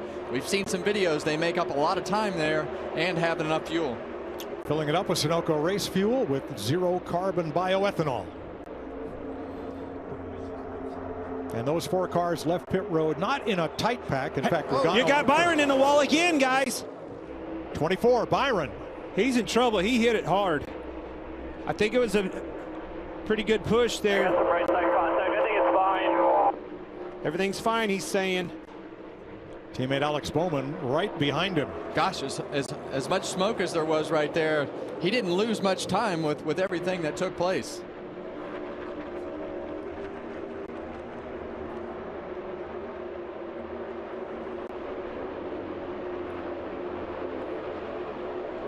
Oh. Boy, that was a push gone wrong. Shane Van Gisbergen got into the back of Byron there. Well, he couldn't really check up because he got a big push too. Yeah. Well. All right, here are the leaders off turn number 4. Coming to 7 laps to go. Here we go. And here come the Toyotas. Some of them. No, most of them. There's the rest of them. Chase Elliott leads the back to the stripe as Chase spinning. Briscoe brings him on pit road, and there's a spinner coming on to pit road. It's Jimmy Johnson. Will there be a caution? No, cars are half a lap away. He should be able to get it fired. He's rolling. And he's rolling. So easy to do that when you get a little bit of speed extra coming onto pit road and you try to turn the wheel one way or the other, the car will just spin out. What's driving these little smaller packs is the mix-up they had with the manufacturers. They weren't all together. That forces everybody's hand to pit with somebody maybe that wasn't in the plane. So now Chase Elliott leads Todd Gilliland and Austin Dillon. And here comes the rest of them. Your Hendrick cars, Chase Elliott, William Byron. And Gilliland, 3rd generation star of NASCAR, takes over the lead for Front Row Motorsports and Ford. Yeah, and we've got cars all over this racetrack on different agendas, spread out. Yeah, keep an eye on the track map up here. Teammates battling for the lead as Zane Smith goes around the outside of Gilliland. He's got Austin Cindric in tow and Ryan Blaney. All Fords. As of right now, the top 15 cars have not made a second visit to pit road. Yeah, this is definitely one of the more confusing pit cycles that we've been through for only one car not having been to pit road, as we see a few more peel off to come to pit road. I think that's Austin Dillon and Connor Zilic coming to the pit lane. So that will leave 7 of them out on the racetrack that have not pitted, at least.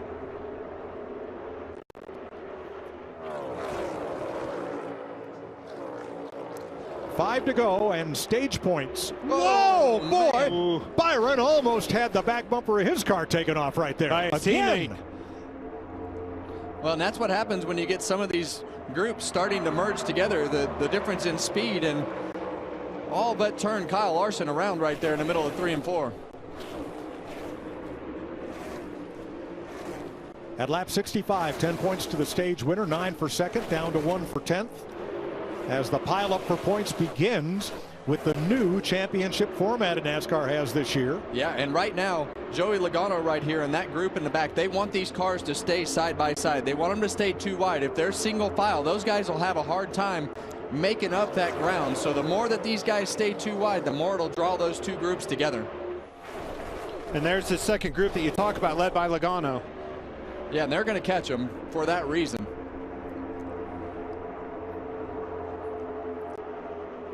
Zane Smith from Huntington Beach, California, cut his teeth racing at the Las Vegas Bull Ring against fellows like Riley Herbst and the other fellows of that age who raced on the short tracks then, but now he's in the Cup Series for Front Row. He and Austin Cindric for Team Penske, and Cindric's teammate Ryan Blaney there. Todd Gilliland, who is Smith's teammate, and Chris Buescher, all Fords, down to Noah Gragson in 6th place. There's the lead pack.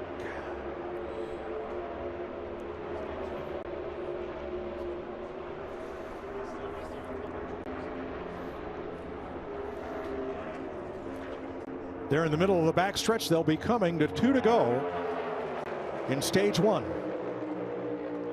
Well, we know how tight this fuel window is, and there is definitely some reward if you make it to the end of this stage when you talk about those points and everything that goes with it. But man, it just makes my heart beat fast sitting up here right now, the risk that it takes and where it puts you to win the Daytona 500. But I believe that that's a calculated risk. I really do. Look at all it's no secret that are all Fords and then a pack of Chevys behind them.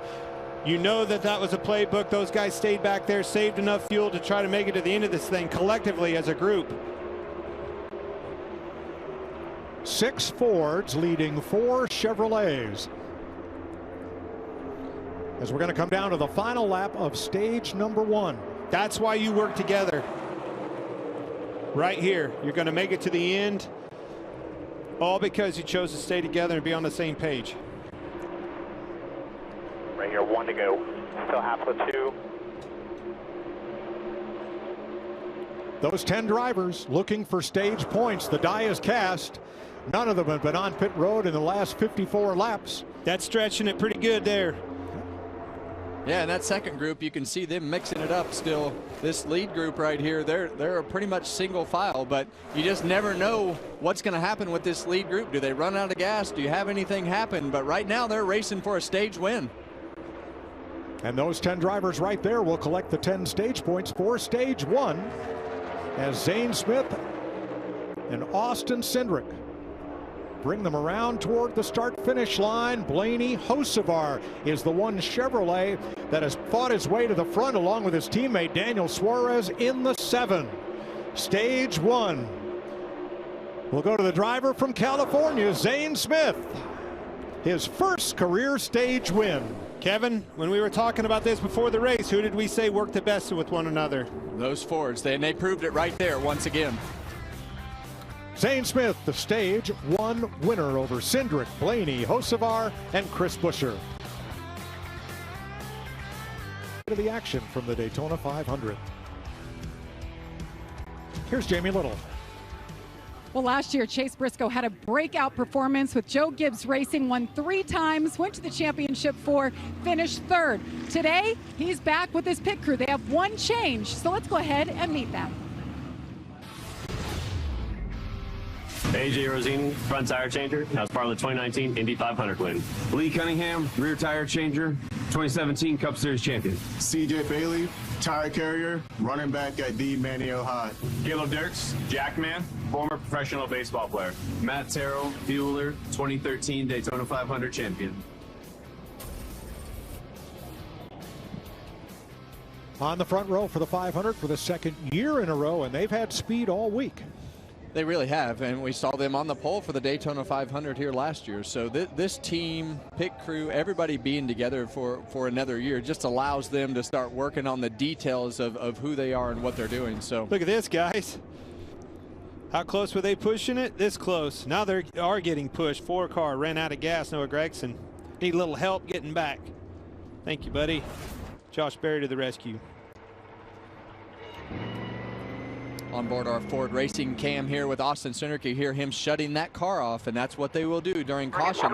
They will actually shut the car all the way off, and then you'll fire it back up. You'll pop the clutch with the ignition already on. The car will take off, and then you roll as far as you can. So you're constantly in there shutting the car on and off hundreds of times throughout today's race. It works. A lot of manufacturer royalty on hand here. Kumar Galotra, the COO of Ford, is here. Mark Royce, COO of General Motors, is on hand. Edsel Ford, the godfather of Ford Racing, presented the Ford Spirit of Racing Award to Doug Yates and the Yates family earlier this week. And it doesn't just stop with the manufacturers. It's all across the board. The network, the engine, the power of NASCAR is pretty incredible. They're all here. Zane Smith and Austin Cindric lead them onto pit road. Josh. Austin Cindric able to pick up those 9 stage points. Said the car is a touch free. They told him stay and get as much fuel as you can on this stop, Regan. The 12 of Ryan Blaney, a little bit twitchy, loose, being in the back, sliding out through the middle in 3 and 4, but then tight on exit. The 77 of Carson Hocevar just tight in traffic at the end. Jamie?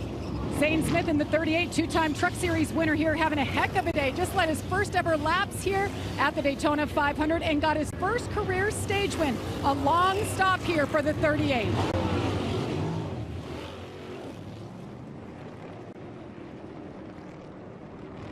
There's your log jam off pit road, and Carson Hocevar comes off pit road first. Cody Ware will get the free pass and get back on the lead lap. Chris Myers, time for a high-speed race break sponsored by AT&T. We are trackside. Thanks for being with us. the 68th running of the Daytona 500. Get ready for stage 2. Let's take a quick glance at a rather eventful stage 1, and it started on lap 5 after Kyle Busch was on the pole to get things rolling, the fastest Toyota. A tire goes down, a number of 5 cars involved, including William Byron going for that 3rd straight Daytona 500 win. Yeah, but it didn't hold Byron up. We'll see later on. He had more action right here. Kyle Busch getting extremely loose. We talked about the wind all race long. Bounced off the 6th car, was able to save him. And then Zane Smith, who started at age 3 racing bicycles and motocross, gets the stage 1 win. By the way, a stage 1 winner in 10 years of stage racing has never won the Daytona 500. But this is a race that we talk about favorites. The underdogs have done well here. Certainly Zane Smith, Chase Briscoe, who's led the most laps, were underdogs coming in. Yeah, absolutely. And I mean, that's a big kick in the pants for Zane Smith. Awesome job by him to stay ahead of him. This car right here, though, this Bass Pro Shops Toyota, I've got my eye on Chase Briscoe. Little sentimental value to me in this car, Chris. I won here in the Daytona 500 with the same sponsor, so when I see that out front, I love it. That's okay for you to boast about that. That was a terrific moment, and we're learning more and more about managing fuel as we head back up to Mike, Kevin, and Clint. Thank you, Chris. Number of miscues on pit road during this end of stage pit stop break. Zane Smith came in, had a problem with a wrench in the front end. Now here is John Hunter Nemechek at the bottom of the screen. He's going to lock it up, and big slide. Now he's in the pit box, so it's a legal stop. It's not pretty, but it's legal. Oh, wait. Then Ty Gibbs had an issue where they had a loose lug nut, so they stopped in their neighbor's pit, the 11s, and got it tightened up. And totally legal. You can stop in somebody else's pit box and get that lug nut tight. Jamie? Well, Mike, you just mentioned the problem for Zane Smith, why it took so long. Here's that wrench that was lodged in the nose. So if anybody's looking for it, we've got it down here in his pit box. And also you mentioned, how about a heads up to these guys, Denny Hamlin. They're the ones that went over the wall, tightened that left front on the 54, getting it done as they watch themselves back here and analyze. Yeah, apparently Smith picked up that wrench prior to making his pit stop. It was bouncing around, lodged itself in the front fascia of his car. Hopefully no damage. I got a cool story, Mike. I had a $100 bill after the Texas race on my grill after the race. I got pictures to prove it. Really? But you wind up with razor blades, all kinds of crazy stuff stuck in those grills. All right, we completed the stage with 37 cars on the lead lap. Cody Ware got the free pass. Out of the race, B.J. McLeod. Casey Mears 3 laps back. Josh Berry, Jimmy Johnson 1 lap down as we take the green flag for stage 2. Ford's out front. Blaney, Cindric, and Buescher.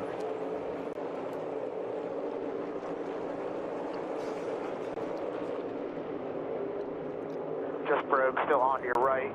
You're clear, even behind. Top tighter right now.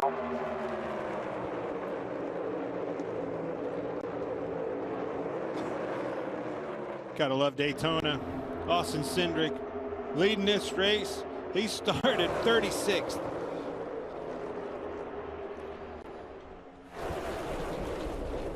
Well, really that strategy is what flipped that race for him, being able to stay out on fuel. Now he's got himself positioned up towards the front of the pack, and we're starting to see 3 Fords together on that outside lane. So a few different players at the front of this field compared to what we saw the first half of stage 1. And I mean, honestly, that strategy was starting at the back. Enabled him to save that much fuel, and it just worked out with that early caution in their favor. Let's have a look at today's track facts, sponsored by Ford Racing. Austin Cindric is the most recent Ford winner of the Daytona 500 in 2022.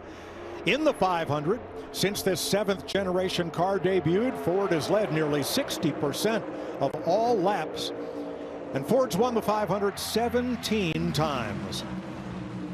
And they do it because of what you just saw on display once again. Saw it in the duels, saw it right there in the first. They work together, and they get the job done here at the 500. And all of those races since 2022, they could have won those too, but they've been at the front of the pack and wrecked. So you just never know where the wreck is going to start. But traditionally, you want to keep yourself positioned up in the front to try to control this race and be in control of your own destiny, but you can wreck right up at the front of the field as well. I'll tell you one you don't want to get control of this race is that 11 car on the inside with his car that he owns, Bubba Wallace, behind him.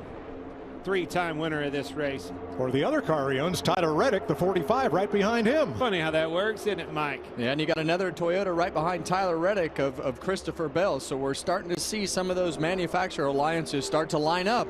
And that's heavily beneficial when you're not having to look in the mirror and try to play defense. So especially when there's strategy involved and so many things that are happening again to start stage 2.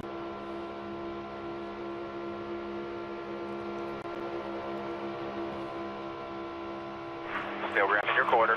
You are clear. You are clear. Denny Hamlin carrying our Toyota racing cam, coming to the front of the Daytona 500, three-time winner of the Great American Race, sometimes by inches, sometimes by thousandths of a second.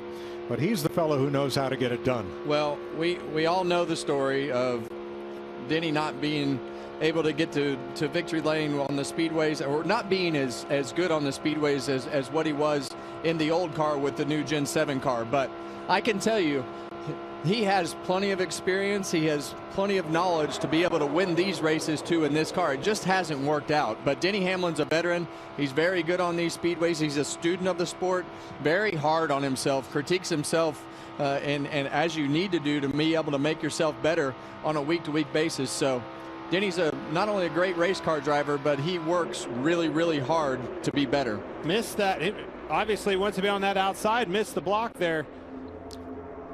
To Kevin's point, Denny Hamlin in the Gen 6 car has been a lot more productive here at Daytona versus the current car on the right.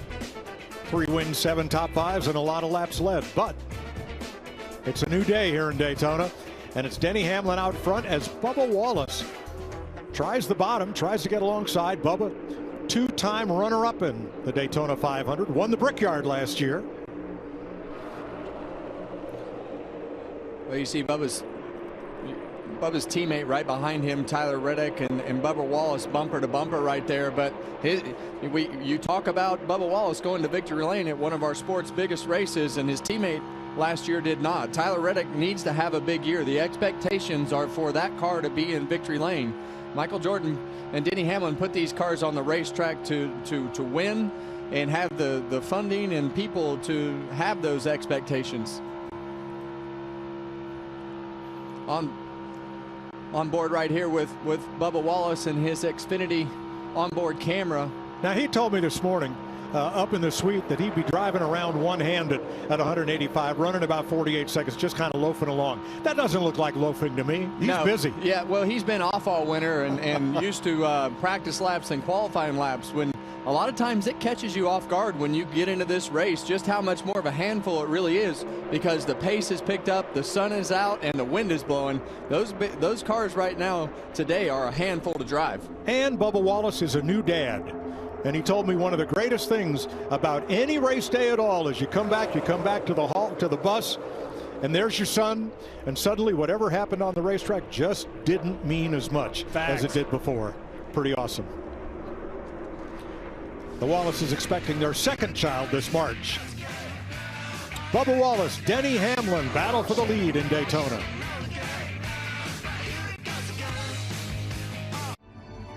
Grab your truck, let's go.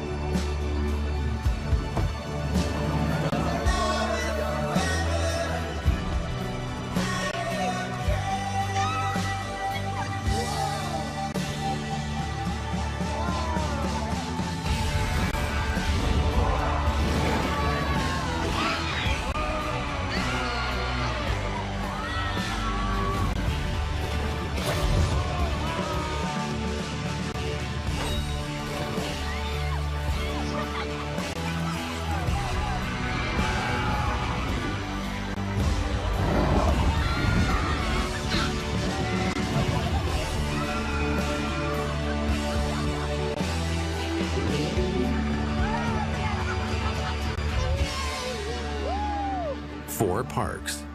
One vacation that changes everything. Universal Orlando Resort. Yep. Nope. Yep. Nope. Yep. Yep. Yep. Everybody got choices. Nothing stops Ram. That means we deliver knockouts. Boom! Welcome to the jungle! We don't just ride the bull. We are the bull. We're light duty, heavy duty, Hemi V8s, Hurricanes, and Hellcats. And we're backing them with America's best powertrain limited warranty. We're UFC fighting, donut making, NASCAR winning Ram. We're never gonna be something we're not, because nothing stops Ram. He will never acknowledge me or the children.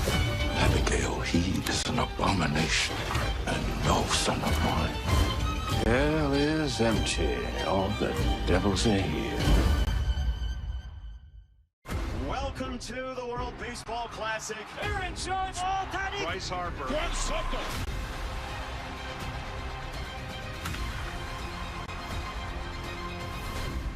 The best against the best. Welcome back to Daytona, where things just get stranger. In the last caution flag, Cody Ware was the free pass car. He got back on the tail end of the lead lap, but that's his. Rick Ware racing number 51 right in the middle of the cars racing for the lead in the Daytona 500. 16 laps later, he has put the whip to it and forged his way all the way to the front. Big, you know this car right here in the front, Ross Chastain, he ain't scared to do that block, is he, Kev? Well, and you know, you saw Cody Ware drive all the way to the front of the pack with Kyle Larson pushing him, and I think you were able to recognize that they were able to get all the way to the front, and Justin Allgaier and Ross Chastain said, heck with this, let's go to the front right now while we have an opportunity. Now, Ware was in a Ford last year. They have switched to Chevrolet this season. So that's 3 Chevys up at the front with Bubba Wallace's Toyota. It's another block to that outside. Ooh, watching him manage that was close. Let's listen along. 40's down there, very, very bottom. 23's out in front of that 51. Quarter off you, quarter off him. 23-11. 23's clear now, all lanes. He's pushing you. And the 11's half off of him. That bottom's coming back now. That's Brandon McReynolds, spotter for car number 1. Ross Chastain carrying the Busch Light cam today. This is where that spotter is vitally important. Well, this is the first time all week we've seen Ross Chastain up in the front. Down underneath him is Justin Allgaier. Obviously, that's a Junior Motorsports car. Dale and Kelly Earnhardt's car on the racetrack right there, running their one race. Well, what could be the only one race that they run this year with the 40 car, but both of those cars, the 40 car chose to really be cautious in our qualifying races. Now you see that car up in the front of the pack, but Ross Chastain, he hasn't been anywhere to be found this week, so right now leading the pack. First laps led in the Daytona 500 for Junior Motorsports. Clint, Ross Chastain looked like he was swatting bees behind the wheel there. Yes, he was. I picked up on that too. Workload is high. That tells me that car was pretty loose, light on its feet, particularly off of 4 and then even through the tri-oval. Bet it is right now too. Big shot from Bubba Wallace from behind. Regan? Well, Mike, how about that 40 of Justin Allgaier up leading the pack right now? The team told me earlier today this was part of their strategy. Crew Chief Greg Ives said last year we didn't feel like we were aggressive enough early in the race to really learn the car the way that we wanted to. This was what they wanted to do this year. It's worked out for them to get themselves up there and understand a little bit more about it. Keep in mind also they were involved in that early race first caution. The damage not of concern, just a little bit tight right now. Now right behind him, that 88 is Connor Zilisch. Probably the most heralded rookie to come to NASCAR Cup Series since Jeff Gordon, as he battles for the lead. Right there in the middle is the 19-year-old, first teenage racer in the Daytona 500. Oh, trouble! Around goes Briscoe, Zilisch, Ty Gibbs. Austin Dillon, big hit into the side of Briscoe. You saw those cars dancing around. We talked about Chastain. Zilisch bounced off that car twice, and I think it kind of got him moving around, and the behind him collected him. Second caution of the day for cause, not including the caution at the end of stage 1.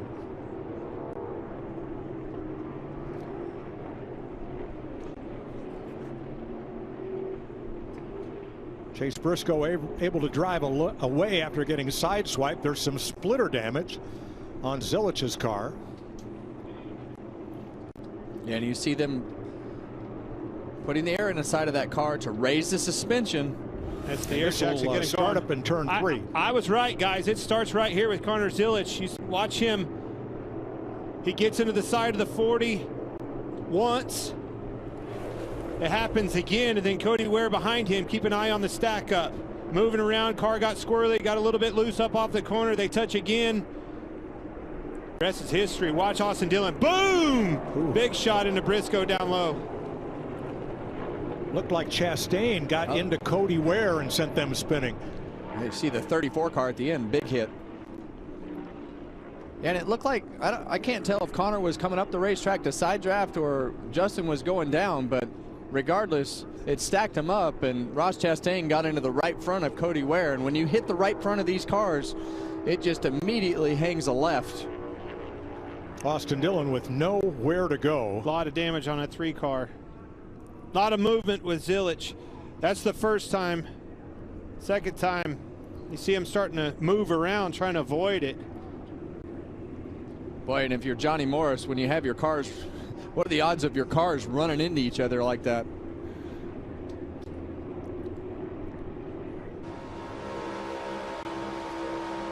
From Chase Briscoe.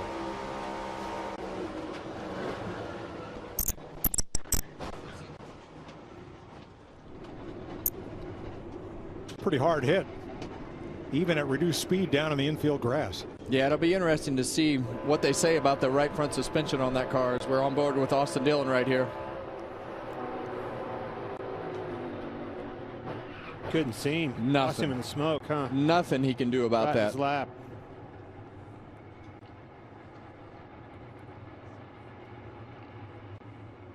And from Bubba Wallace.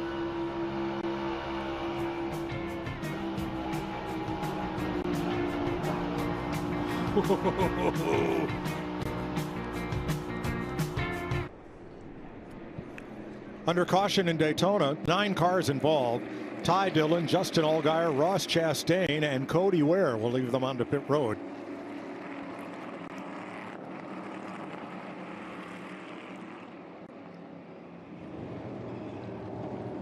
A couple of quick fuel only stops, but a lot of drivers taking tires.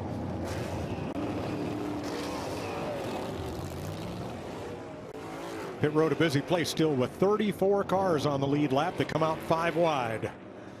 Oh, so hectic. First 9 cars off took no tires. We are under caution for this 9-car pileup that began right up at the front of the field.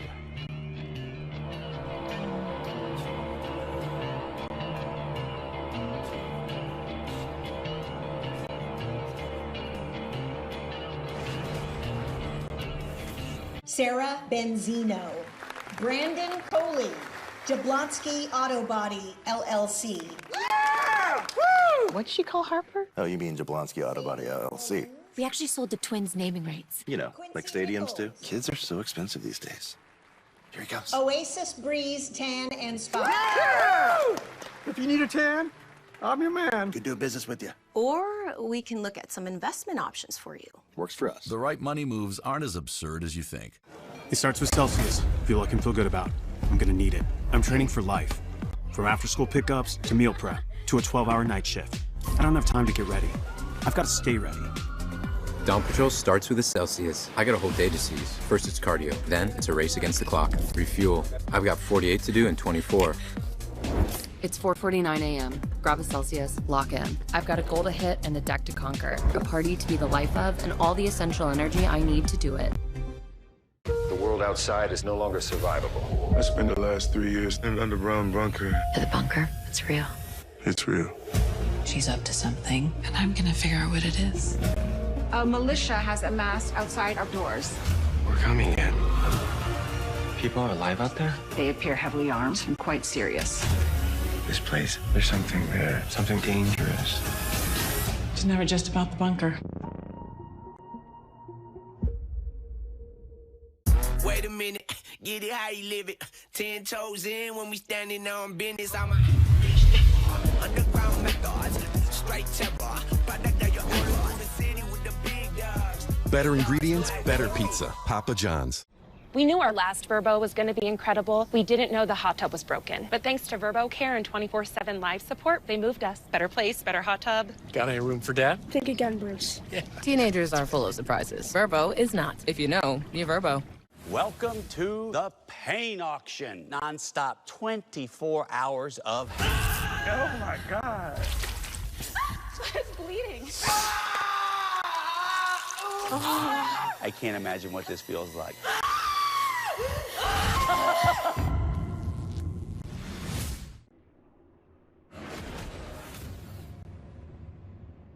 It was one of the most challenging things I've ever done, and the amount of driving and seat time, because everyone says, oh, NASCAR, you just turn left or whatever. Not you guys, but like from the outside.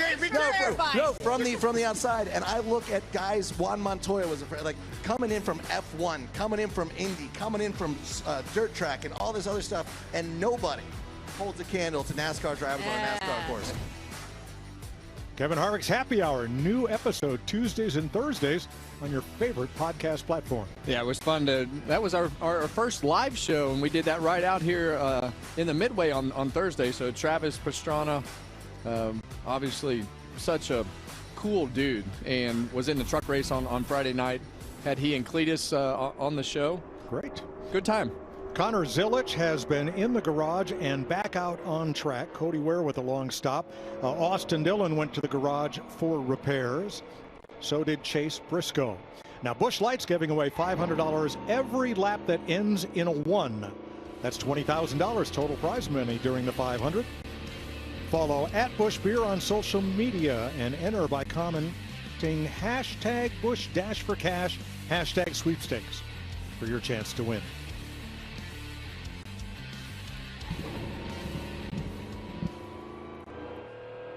Justin Allgaier back out on track. Took left side tires. That's why he's back out in 9th place after coming in up front. Here's the radio. Love seeing that thing out front. I knew you'd love that. That was pretty awesome. Thanks, Dale.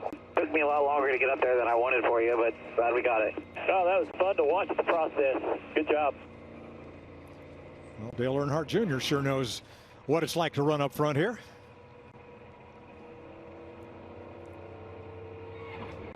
Here's your Arby's cam on board Justin Allgaier, currently 9th, as we get ready to go back to green. There he is. Biggest race fan in the garage. Yeah. That guy absolutely loves racing.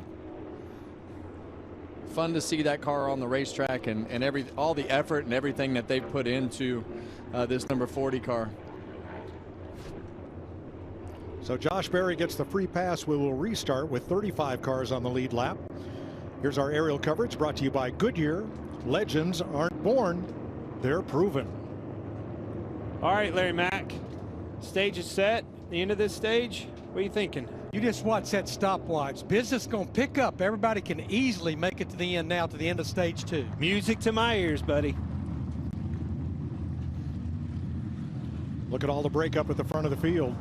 Not going to be easy for drivers to find their manufacturer friends at this stage in the race. Yeah, right now you're going to have to make some new friends. You're going to have to push whatever's around you, and I think this will give us a very good idea of what the end of this race could look like when it gets down to it, and everybody's just going for everything that they can to put themselves in a position to win.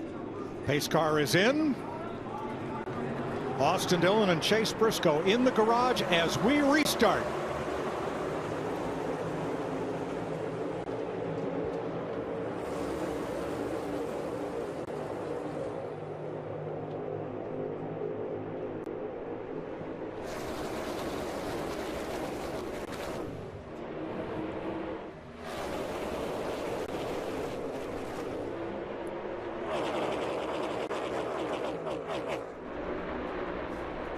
Kevin, by now, usually in this race, I've kind of figured out what line that I want to be in and try to dictate, you know, my group or the scenario that direction. Have you got a line figured out that you want to be in yet, high or low? Well, I think a lot of it just depends on the handling and the characteristics of your car. I think if you're tight, you're going to want to run center up the racetrack just to give yourself some more distance and not have to worry about somebody up on the outside of you and sliding that front end into the car. So it really depends on how the handling of your car is affecting how you have to drive it as to where you want to run. These guys are wanting to try this third lane. Here we go. Now you see that middle lane right there, fill that hole really quick, but this is going to be an aggressive 38 laps. There's going to be some guys that want to race all the way to the end of the stage, and some guys are just going to want to protect their cars at the back. Impressive pushing from the 11, Denny Hamlin. He was on his bumper off the corner all the way down the straightaway. Car's fast, ladies and gentlemen. Very good at pushing. That is hard to do. Usually those things come attached. When you bump them, they'll drive off from you. Not the case with him. Yeah, and the key to being a good pusher like Denny Hamlin just did that last lap is just controlling that distance to the car in front of you, knowing that you want to attach yourself off the corners so that you can push them all the way down the straightaway. And then right here, you see him detach just a little bit, trying to get himself, whether he's got some handling issues or just loses speed. But the key is trying to get yourself attached to that back bumper. But right there, Austin Cindric up beside him and kind of pulled him back. Larry Mack, you were right. Look at these lap times. Business is picking up. 40's off of you by one. Cindric forges ahead on the inside with help from Chris Buescher. Ryan Blaney, 3 Fords lined up on the bottom. Chevy, Toyota, Chevy in the middle. Here comes the Ford up on top of Zane Smith. Brad Keselowski's there. And Corey Heim. Now watch this. He's way out front. Chastain, your leader. He's going to have moves coming on both sides. Those lanes are going to start coming. How about Chris Buescher starting dead last in this race, ladies and gentlemen, pushing that inside lane. In a backup car, number 17.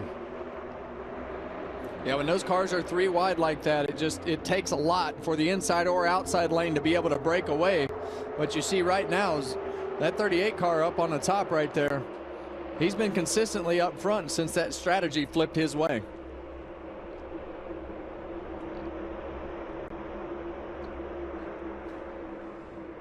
Closing in on halfway in the Daytona 500. Ross Chastain from Alva, Florida, out front in his Chevrolet.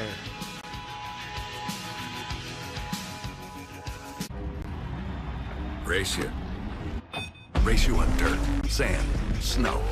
Race you through this, over that, all day, all night. Race you on 4 wheels, 1 wheel. How about no wheels? Race you with the world watching, this guy watching. Race you to the summit, maybe not that summit, to sub 7. Any event, any terrain, anytime. Race you.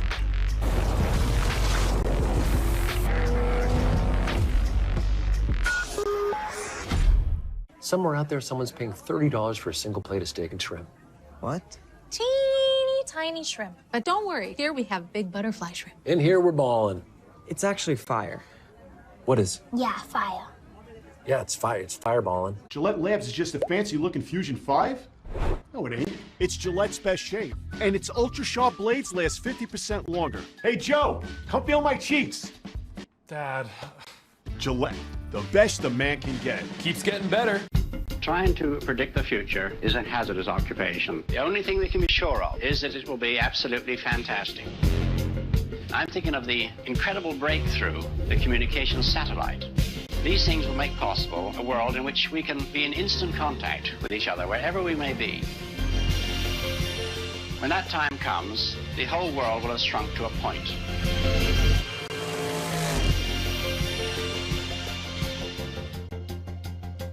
The Bush Guide, cold and smooth survival skills. If red touches yellow, it'll kill a fellow. But if blue touches white, it's bush. Light. Head for the mountains. We'll come back later.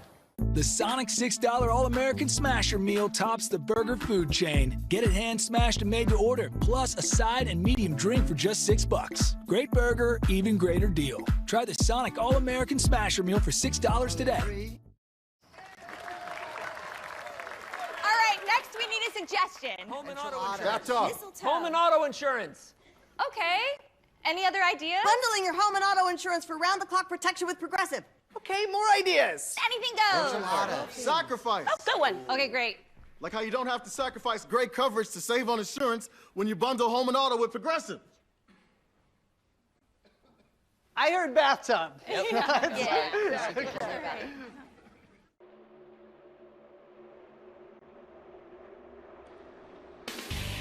The Daytona 500 on Fox is sponsored by Progressive Insurance, revving up the savings on home and auto insurance. Right close to halfway, here's your Progressive race summary. Ross Chastain, the most recent of 17 different leaders, 26 lead changes, 35 of the 41 starters still on the lead lap, 3 caution flags, just 17 caution laps. Third most lead changes all time at the halfway point in the 500 today. Well, Clint, we've had a lot of questions about the Trackhouse cars. We saw them qualify in the middle of the pack. We've talked about the personnel changes that they've had this year. And right now you see Ross Chastain and Shane Van Gisbergen at the front of this field. So good showing so far for Trackhouse Racing. Another good block. That management of these runs, so crucial to staying up front, keeping that track position. Here's Regan. Well, Mike, how about that 17 car of Chris Buescher running up there in the second position right now? That backup car was actually a fortunate break for them that they had to go to it. They felt like it was going to be a better car than if they would have repaired the primary that was damaged on Thursday. Last night on Saturday's practice, they went out and practiced because of the air temp, and that paid dividends. Right now, one of the few drivers I've heard that has not said a word about handling issues. He loves that 17 car.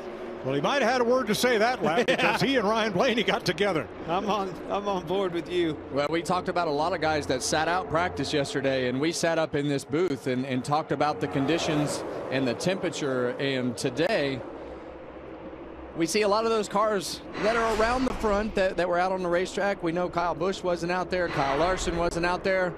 But I got to believe that the longer these runs go, like we saw in the first run, the more you're going to see those handling issues and need to make some adjustments, because right now the cloud cover has come in, which I would think would make that handling better, right? You would think the track could be cooler, have a little bit more grip, but I agree with you. Since we've been in this Gen 7 car coming to Daytona, we've been covering this, Mike. I have never seen these cars this light on their feet. I think that's a good thing for the fans watching this thing. These guys are on edge. Well, here's one we didn't expect. We all know Shane Van Gisbergen, the New Zealander, is NASCAR's current best road racer. But did we expect him to be leading the Daytona 500 on a super speedway? Here he is. Well, we've seen him up front at Talladega on occasion. We saw some top 10s out of his car at the end of the year on ovals. And I think that we have seen steady improvement from Shane. I think the big question was, where was the speed in the cars in qualifying? And were they knocking some speed out of the cars to make their cars handle good? And now we've got that answer. The speed looks okay, and the handling must be right along with that. Now, last year he was number 88.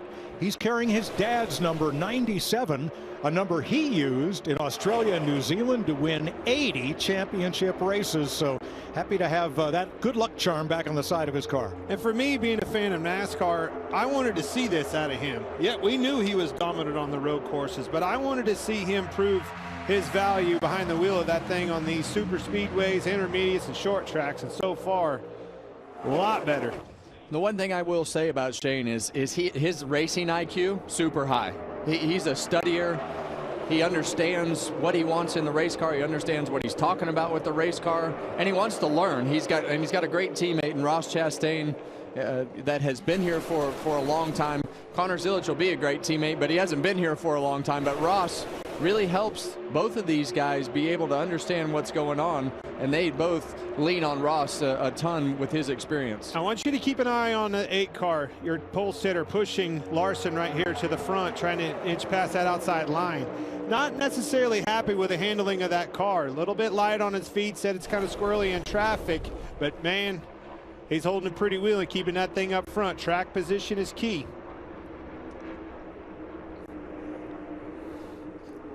Kyle Larson, Kyle Busch leading the 2 lines around Daytona. Chris Stapleton up on the pit box with Dale Earnhardt Jr. today. 104 of 200 laps complete.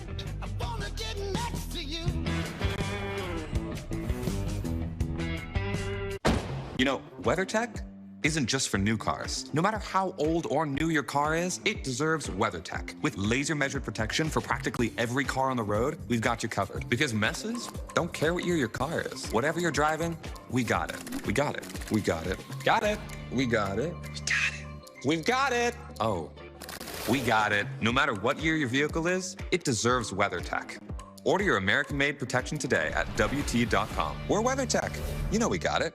The Busch Guide, cold and smooth survival skills. To avoid going in circles, make note of recognizable landmarks, like that. What's wrong with going in circles? Different circles, Ross. Okay. Head for the mountains. What are you doing?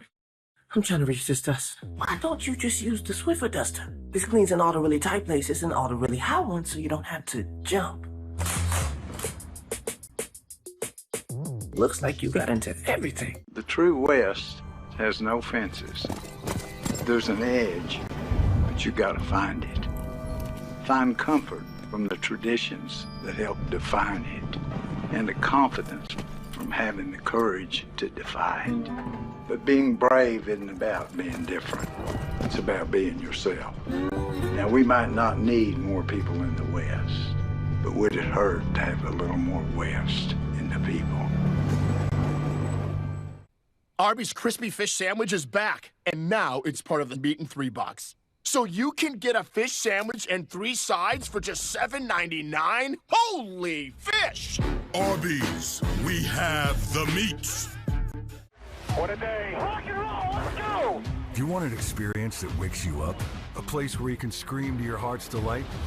Go ahead. No one will hear you anyway. Yeah, let's go, Riley! Here, you don't just watch. You feel. Come as you are and have a damn good time. Who is your daddy? That rumble you hear, that growl you feel, that's us.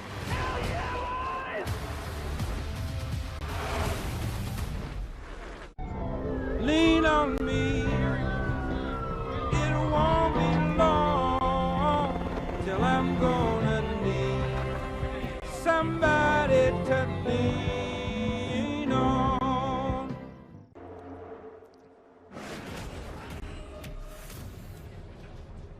Well, if you're missing football, here's your answer. The United Football League is back this spring with a new season of real pro football.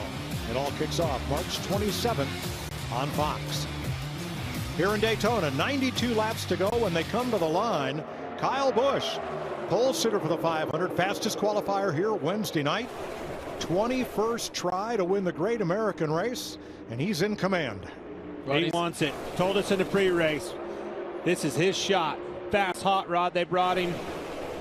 His time to shine. 21 years. And he's got a great pusher right behind him with Ryan Blaney, keeping him up at the front of the pack. Obviously, it takes a fast race car to put yourself up there, but one of the best in the business at pushing right behind him in the 12. On board right here with Ryan Blaney and his Hunt Brothers Pizza onboard camera.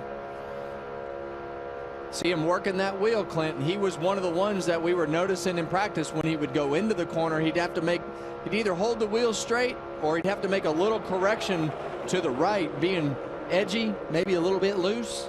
If I was a crew chief and needed a driver to be able to hold on to a loose car, something that I know has speed, and I need a driver to be able to do that, it's this driver right here, Ryan Blaney. 190 miles an hour, driving closer together than you parked your car last night.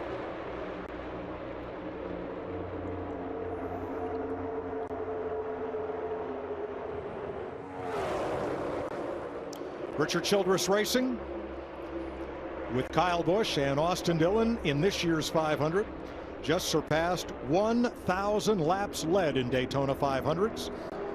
Third most team all time for laps led. Well, we know how important this year is to RCR, Kyle Busch, to get things started off on the right foot. We know that they haven't been to victory lane a couple times, and we know that Kyle Busch is capable of being a winning race car driver. And they got to concentrate on getting their cars back where they needed to be. Well, they've got the thing off on the right foot, but now he's on this list to the right, and he wants his name taken off of the list of active champions without a Daytona 500 win. Look how many of them on that list are right up front. We said it in the pre-race. Kevin, that's one thing we did agree on. I think it's a champion that's going to win this race today. It might be one of those three right there. Well, Kyle Busch clearly is tired of answering the question, is it if or is it when for winning the 500? There is nothing worse. When are you going to win a race?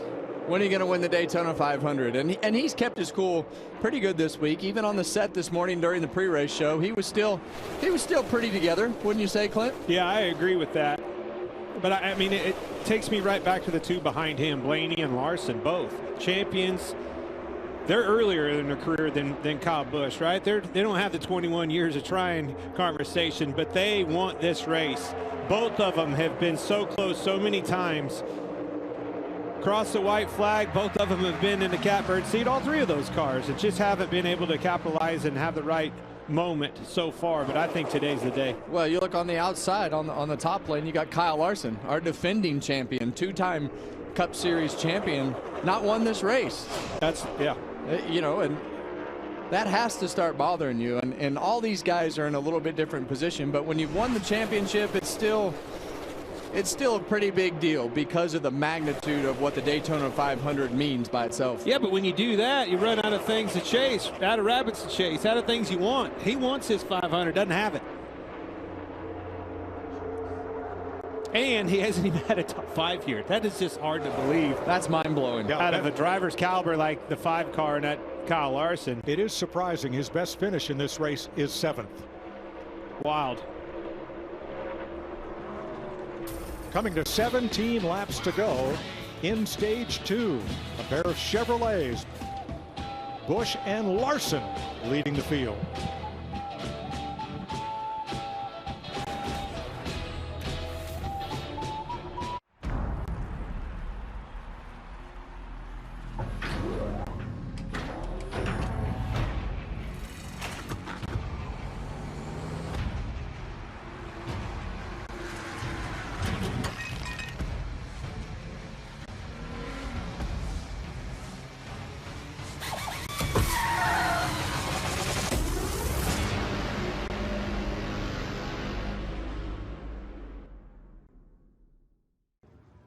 Thank you for a great season, football fans.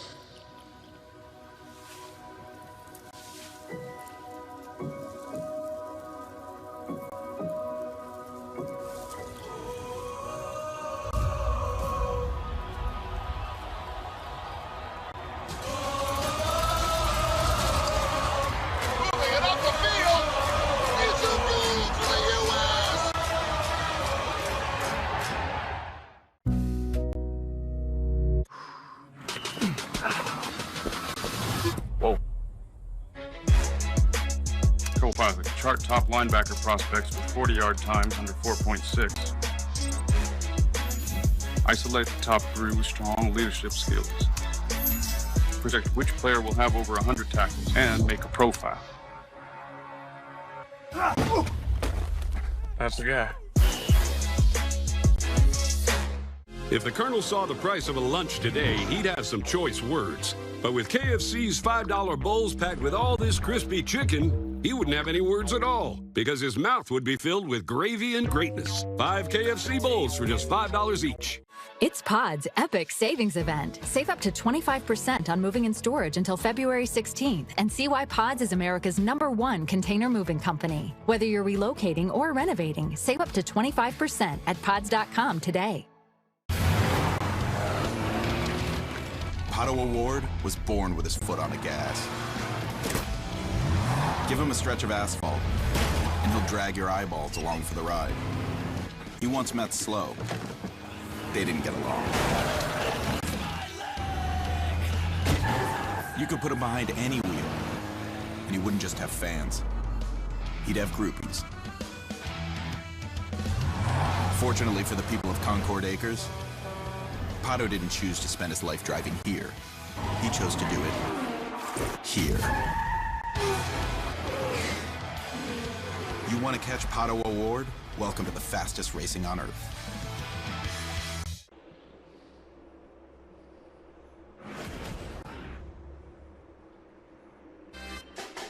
Tonight, the Simpsons make history again.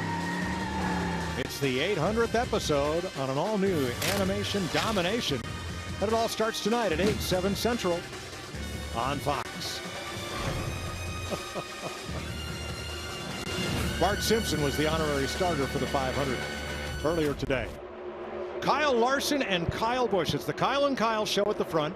2 fast Chevrolets. They have been holding the field at bay. Looks there like Ryan Blaney is one who wants to get this show moving a little more forward, a little faster. Yeah, and when they want to get this show moving, the only way to do that is to be more aggressive. And see Ryan Blaney shoot that 8 car out and kind of leaves that 11 car of Denny Hamlin behind, and they chose to go to the top lane.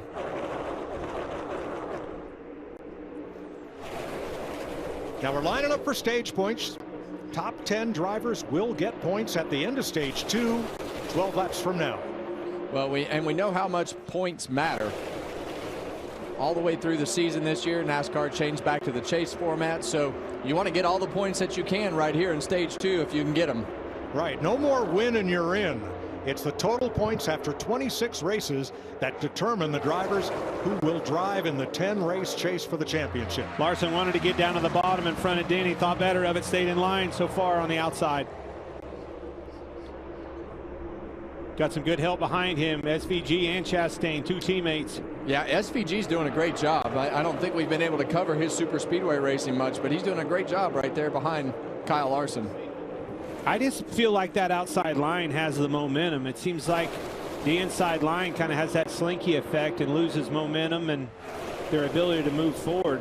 Especially this late in the run, as the cars start to handle a little bit worse. You see Busch go down there and he'll slow that lane down, but he wants to be right up there on that outside and stay in line.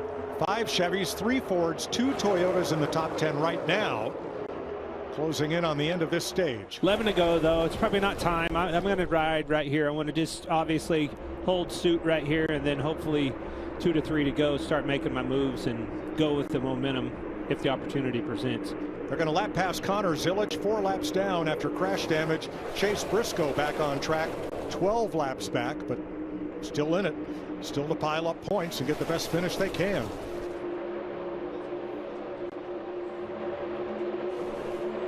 Still see that 40 car right there of Justin Allgaier. Covered it a little bit earlier, but he hasn't gone anywhere. He's been consistently just sitting right there, and the guy right behind him, Bubba Wallace.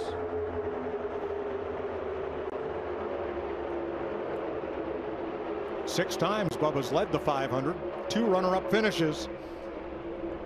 Told me this morning, you've got to get yourself in a position to win. Then you got to find friends.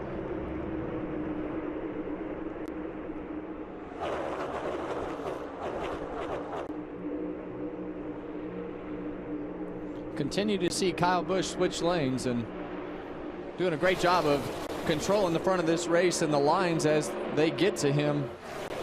Well, he kind of keeps that slinky effect happening on the bottom, and as he gets them slowed up and creates that, he'll move right back to the momentum on the outside. You know, might just choose the middle right here. Here he goes back up. Well, they're pretty close right there this time, Clint. They're all the way. Denny Hamlin's all the way beside Kyle Busch this time through turns 3 and 4. And if you look on back through that bottom lane, look, hey, he's going to move up and do the same thing. I want some of that. Whoa, really close on the inside with Blaney. You're about 2 in your mirror. 8 to go here. 8. But if you look, that inside line got a lot more formed all the way throughout.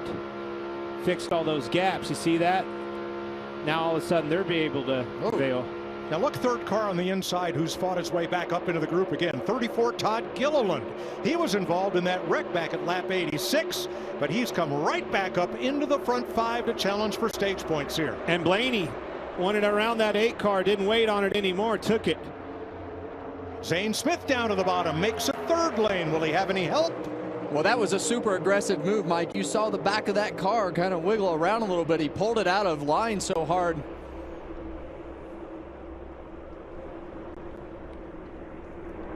I love this angle where you can really see the momentum shifts go from the outside to the inside. Oh, goes Allgaier around, and he takes Gilliland with him, and they pile up behind him. Denny Hamlin pulled up in front of him, wasn't clear, not clear. A little bit lackadaisical, it looked like to me, on his block to the outside. We'll have to go back and look. And there's the big one, folks. Just a consequence of super speedway racing at Daytona when things go wrong. Oh, Shane Van Gisbergen's car stopped. Not sure how much damage there. Alex Bowman, runner-up in the 500 2 years ago. Heavy front-end damage there.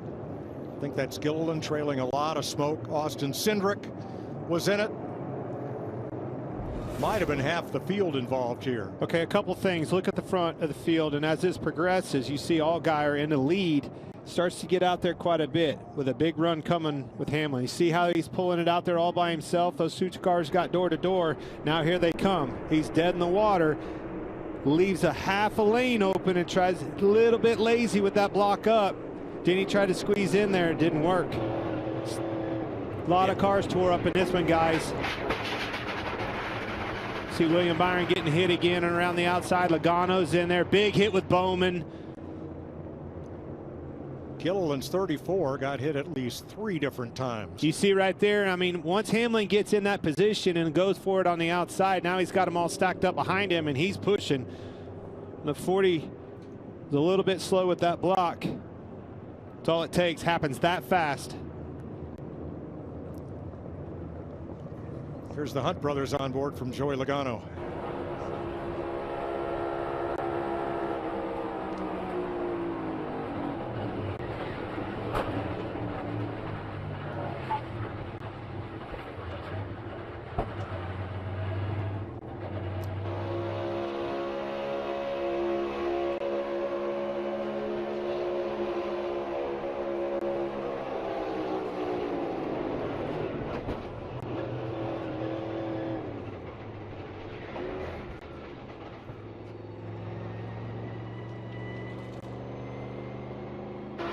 And from Denny Hamlin, the Toyota Racing Cam.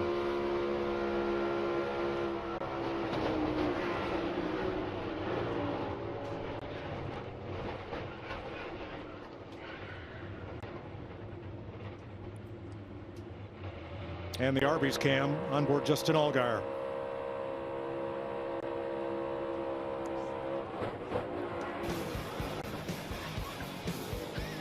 "17 cars pile up in the big one at Daytona."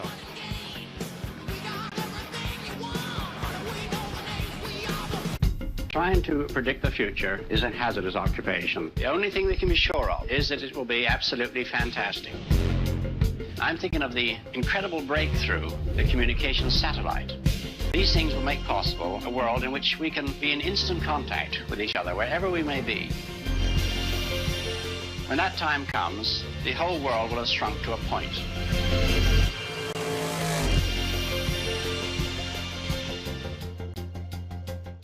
I'm a Denny's Super Slam. Hot stuff coming through. Okay, y'all can chill now. With our new Slammin' Meal Deals, you can feed everyone and still get dessert. If you've got room. Good luck. Denny's new Slammin' Meal Deals starting at $5.99. You want fearless? Take a truck, sprint down the track, and get ready for a fight. He is an absolute weapon. Timid? Stay home. Buckle up, hard racing. Friday nights under the lights.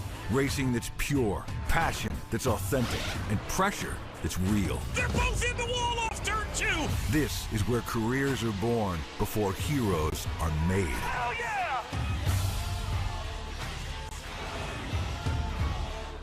Welcome to BFFs with Fred and Puka.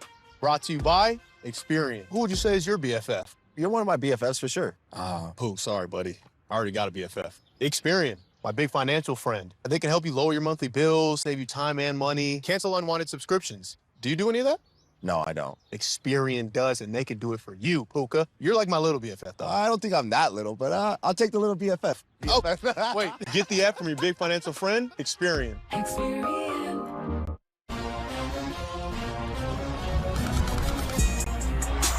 it out. Steps back, puts it up. Switch.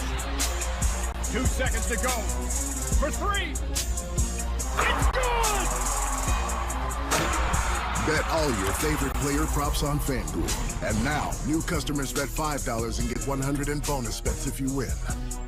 FanDuel, play your game.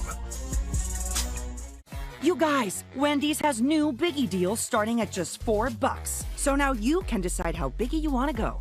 Which is kind of beautiful. I'm not condensating, you're condensating. More Biggie options so you can get more of what you really want at Wendy's. Heavy damage to Kyle Larson, trying to win his first 500. 20 cars are involved in this pileup as it began with the leader in a 2-lane draft. And there is Justin Allgaier's car being hauled to the garage area. Alex Bowman Now, they can repair these cars in the garage, bring them back on racetrack if they're able. There is a NASCAR procedure for that. Right now, the only car officially out of the race is B.J. McLeod.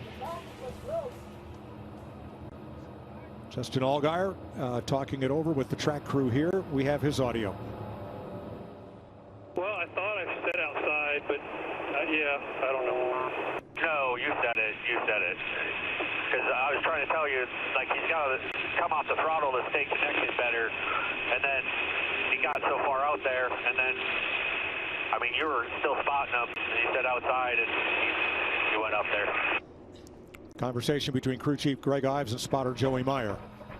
Well, I think that this is an aggressive move by Denny Hamlin in a tight spot, but he's there, and he's getting a good run, and they were just talking about the 40 getting too far out, but Justin just comes up the racetrack, and that's really what starts this wreck. Too little, too late. Todd Gilliland, the first victim there in the number 34 Ford. A couple of cars scoot through, but most everybody else is caught up in this.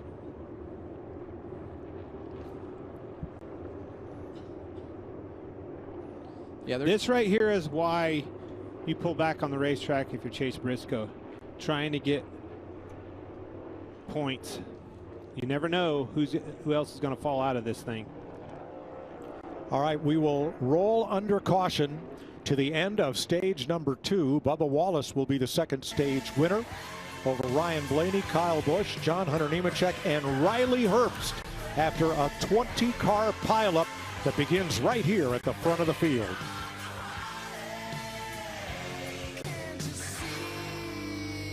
The very front. And the carnage extends all the way back in the draft. Well, this is definitely not a new problem. We've seen it this weekend. The first one that we showed, I caused that one, spinning Tyler Reddick out. So it is definitely a product of what has always been here with the old car, more so with this new car. But you see right here again, tight hole right there for Denny Hamlin. But you know, I think Justin Allgaier heard the spotter and the crew chief talking about telling him outside, and just a little late on getting up there and leaving too much space.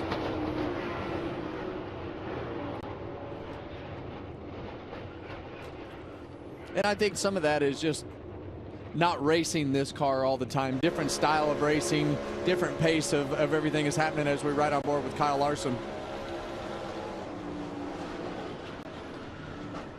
That second hit into Austin Cindric, the one that did all the damage to the right front there. Yeah, but the fender's still on it right there. When he rolled around, I mean, you got to try to stay on the lead lap. And you can see it right there, it's on it. So when he pulled around there, the tire blew out and ripped the whole fender and half the nose off. That's the one that's problematic for trying to get the thing repaired and be a factor for the end of this thing. I would think that that's enough damage to probably take the win scenario out of the 5 car. And that last shot really shows what happens when you're at 185 miles an hour and right on the very edge of control. It just doesn't take much. And, you know, we see one car up the racetrack hit another car, both of them into the wall, and then they just become out of control as you're trying to slow down and save those cars. And the impacts from front bumper to back bumper and cars shooting everywhere. So bad timing right there and a lot of cars involved. Now 7-time champ Jimmy Johnson will get the free pass, get back on the lead lap. I had kidded him this morning. He's got an interesting driver coach with him, Dario Franchitti, hanging with Jimmy. They're having a lot of fun together. And here's one of his cars, the Pie Barker onboard camera for Jimmy Johnson, Legacy Motor Club, teamed with John Hunter Nemechek, the 4th place car, and Eric Jones currently in 16th. This is that scenario that we talk about when they pull out there and you've lost your dancing partner. Now it's time to reevaluate, find who's left, and see if she'll dance with you. So they'll take the green and white checkered flag, officially ending stage 2 as they come around this time. Bubba Wallace will pick up the stage win, his first at Daytona for the 2-time 500 runner-up. And you saw him in that crash sequence from Thursday night where he said, one moment I'm leading the race and the next moment I'm facing backwards in the back straightaway. And that's how it works. At these super speedway races, you can think you're having a great day and all of a sudden there's one moment and you think you're going to miss the crash, and all of a sudden that car that was going right hangs a left, and boom, right into his door. So it can change so quickly on these super speedway races as to what your fate is. Saving fuel under caution by shutting it off. Only once has a stage winner won the Daytona 500 since we instituted stage racing. That was Denny Hamlin in 2020. Right here. Stage winner, KMD. Yeah. Good job. 10 points. Hey, that could loom large as we get toward race 26 and determine which drivers will race in the chase for the championship. Every point matters, Clint, even if you don't want to say so. They all matter. Yeah, I know he acted like it wasn't that big a deal, but he'll be glad that that happened here in a few months. Start winding things down and the money gets on the line. I tell you what, we've got some consistency, though. Blaney's been up front consistent. Nemechek, believe it or not, has been up front with that Toyota. And Kyle Busch is still hanging tough right there in the top 5. Keep an eye on those 3. How about the Thunderbirds Jets in the ball field grass there as we watch from our aerial coverage brought to you by Goodyear. Tried, tested, proven, legendary. Packed infield. All those camper spaces full, all of Clint's rowdy friends. And they have been rowdy. There's the Firebird 1. That was a Harley Earl designed GM show car, a blend of automotive and jet age technology in the mid-1950s. Harley Earl was the chief stylist of General Motors and a great friend of NASCAR founder Bill France. That's the Firebird logo on the nose, the GM Air Transport Service logo on the rudder, and that particular car right there, which had a great life on the show circuit and experimental, became the basis for the Harley Earl Trophy that every driver has chased at Daytona since 1957. It's a beautiful car. You get up close to it, and the history is just real. You feel it. Awesome race car. There it is. And that's the trophy you want your name on.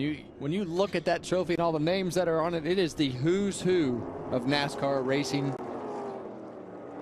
All right, stage 2 is complete. Pit road is open, and they should all be in, Josh.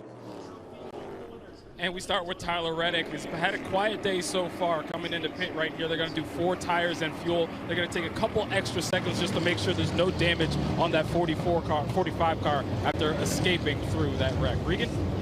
12 of Ryan Blaney expected to have a little bit longer stop here as well. They want to make sure there's no small holes or anything in the nose of that car as well. Bubba Wallace in the 23 been fairly pleased, just a little bit too tight as the runs go on, Jamie. Kyle Busch was the pole sitter for this race. Right front fender is cracked that they could see, but no fender rubs. They're going to take a little bit of extra time here, put Barabon on the hood and tape that down as you see him looking at it. Taking extra time here, Mike. Everybody getting Goodyear tires and filling up with Sunoco race fuel with Poet Zero Carbon Bioethanol.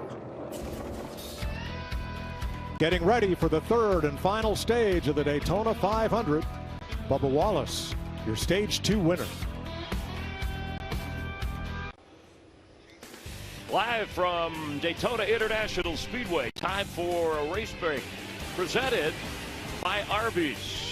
42 lead changes, 19 different leaders. We have completed stage 2 with Jamie McMurray, former Daytona 500 winner. I'm Chris Myers. Thanks for staying with us. And as you can expect, who survives, right? That's what Kyle Busch told us when the day started. Survive the chaos, you'll have a chance to win. And so far, we've had a number of wrecks. 28 cars have actually been involved in total. We start out, and William Byron going for that 3-peat. There were 6 cars involved in this on lap 5. Yeah, BJ McLeod had some sort of suspension break, and then just a few laps later, look at this save by Kyle Busch, actually with an assist from Brad Keselowski just on his inside. Both of those cars were able to go on. Zane Smith, his first stage win in a Ford as he closed out stage 1. And then in stage 2, more trouble. 9 cars involved in this crash. Late in stage 2, the big one so far. The record, by the way, at the Daytona 500, 23 cars involved in one wreck. We had 20 involved in this one. And Chase Briscoe is still your lap leader, although he's 12 laps down. Bubba Wallace wins stage 2. He does have a couple of second place Daytona 500 finishes, but not a victory. Based on what you've seen and what remains, what are you thinking? I want to survive right now, Chris. Oh, my Lord. About 70% of the cars have some sort of damage, and we'll know in the next 20 laps or so how severe that damage is on the cars. You know, a lot of times it looks bad, it doesn't drive bad. Other times it doesn't look that bad, and the car's undrivable. Bubba Wallace, so great position there, missed that wreck. He's really good at these type tracks. That'd be huge to see him win at Daytona 500. And then his teammate right behind him, second that stage, Corey Heim, has been really good all day long as well. Yeah, and we've had weather. There is rain moving into the area in the next hour. Will it be a factor? Is there more of a sense of urgency? Let's see what our guys think with the race picks presented by Arby. Mike? All right, Clint, you're up. It's my turn first? Sure. Shouldn't give this one to me, guys. It's an automatic. It's the 12 car. I'm staying with him, Ryan Blaney. Well, we've started that way today, so Team 12. Be part oh, yeah. I can't You believe on board? this. Nope. What? Well, 21 years of trying for Kyle like Busch. it. I You know already what? I don't know how he's going to get back to front, but he could find a way to do it. And if he does, I think it'd be a very popular win. I agree. I'd be happy for you. Good pick. Right. Yeah, I think a lot of it just depends on how much damage he has with that car. He True. just came off a pit road again. All right, we'll see. Those are our picks. One to go to begin stage 3. Bubba Wallace, Corey Heim, the rookie and Truck Series champion. Zane Smith, Chris Buescher in that backup car. He's done a tremendous job with that car today. Currently in 4th place. And we got a bunch of drivers topping off here on this last caution lap before we go green. Larry, why would they be doing that? Is this weather starting to become a thing? Are we going to start strategizing around this? The reason they're pitting right there and topping off, once again, go back to the top of the show. When they do make a stop, shortening that stop up because they got a little more fuel in there. Working backwards, putting themselves in a position to have a full tank now, giving up the track position now. Hopefully on that last pit stop, you gain by having to put less fuel in your car for the very end of the race, which means less time on pit road. All right, here's Corey Heim's radio. All right, Corey, I want you to hold your position. I want you to hold your position using as little throttle as possible, but I do not want to run 40% and float back halfway. You do all you can to stay where you're at with as little throttle as you can. Now remember, this third stage is 5 laps longer than the previous 2 stages. I'm going to put you up front, hold all these guys behind you, but I need you to do it part throttle. How are you going to do it? Well, that's a great question because it's not very easy. You're going to get wide. Now, Busch Light's giving away $500 with every lap that ends in a 1. That's $28,000 total during the Daytona 500. Follow @BuschBeer on social media. Enter by commenting #Busch-for-cash, #sweepstakes for your chance to win. That's in about 6 laps. Yes. 7 laps. And then every 10 laps thereafter. Wallace and Heim in Toyotas, Smith and Buescher in Fords, Herbst and Bell in Toyotas, Custer is the first Chevrolet in 7th, Berry, Elliott, Keselowski the top 10. 31 cars on the lead lap as we go green for stage 3.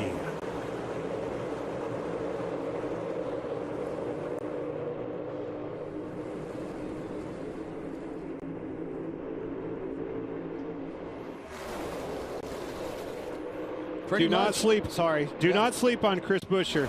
That 17 car, backup car all the way from dead last. Always a good drafter, very fast race car, right where he needs to be. Pretty much a whole new group of players up in the front since we had that accident. Now, we may see some of those guys cycle back forward, but Bubba Wallace, Chris Buescher has been up there every once in a while. Bubba Wallace has been up there, but the rest of those guys are all new to the front of this pack. Glad you said Bubba Wallace, twice a bridesmaid, been second here. Can he get the job done today? Be a big win for him. And 23-11. Boss man here. And we saw right at the end of coming to 1 to go, a lot of cars went on the pit road, as you mentioned, Mike, and we talked about the fuel. But they gave up a lot of track position. Our pick, Ryan Blaney, who we think is going to win this where we race, at, Kev? Well, he was on pit road, getting that tank full of gas. Blaney is 17th. I see him slicing and dicing back there in the back. Went from the outside to the inside, in the middle there. Haven't heard much of Bell. See him on the outside. Well, tell me, how is Heim supposed to save any fuel when he's racing for the lead? Well, I'm going to show you. We're going to look at these lap times. Give me another couple laps here. We'll look at some lap times, and I will be able to tell you if he's saving or holding these guys off wide open. I'm going to tell you right now, we're wide open. Well, all right. I might stand corrected. I'm fine with that. Larry telling me he's about 60-65%, exactly what Booty told him. Yeah, 47-19. We've seen him in the 46s, so that makes sense, right? Yeah, well, the quick lap right now has been a 46.4, but right now you have a Toyota on leading each lane right now. So a lot of strategy that's going to go into this. You got the rain coming. You know that you need to come to pit road. You want to save some fuel and see how far you can go in case it rains. It can get really, really confusing at this point, but we'll see how it all shakes out. For all you Denny Hamlin fans worried if that damage was a lot, look at that fourth car on the inside. It's him. All right, instead of showing you a car commercial, we're going to stay right here for commercial-free racing from Daytona. We're going to go Toyota all out.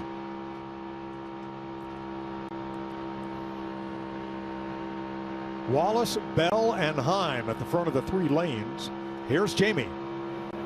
Corey Heim in his first Daytona 500, a 12-time winner and champion in the Truck Series last year. He was discovered by Toyota back in 2020. The kid stood out in all ways, on track and off track. His first time here, and he has not done anything wrong. He qualified on time the other night. He has been studying, working with his teammates, and here he is battling for the lead in his first 500. Riley Herbst right with him, in line on the bottom. Well, here's the thing about Corey Heim.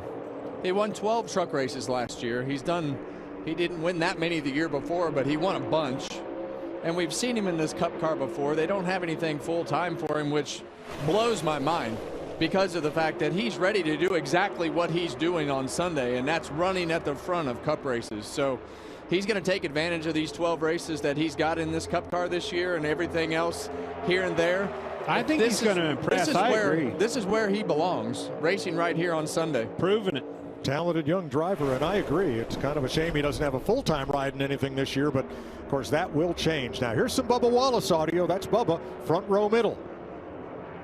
It's honestly fine. If it's the 20, it's up to you if you want to cover it. 20 can have the top. 20 can have the top. We can stay middle and just cover 3 with Toyota instead of opening the middle up for the 17.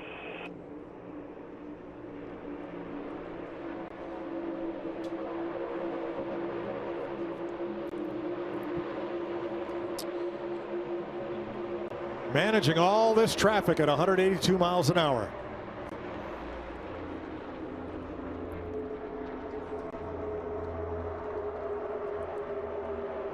All right, thanks to Toyota for that all-out racing segment. Denny Hamlin's had a significant impact on Toyota racing throughout his career. Here's what that 20-year legacy means to him.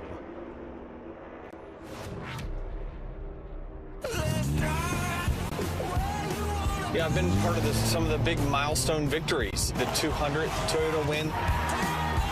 I'm the winningest driver in Toyota history. While I really cherish that title, I hope that it gets broken one day. They've got some great young guys coming up through the ranks. You know, such a great feeling to be part of this family and something I definitely don't take for granted.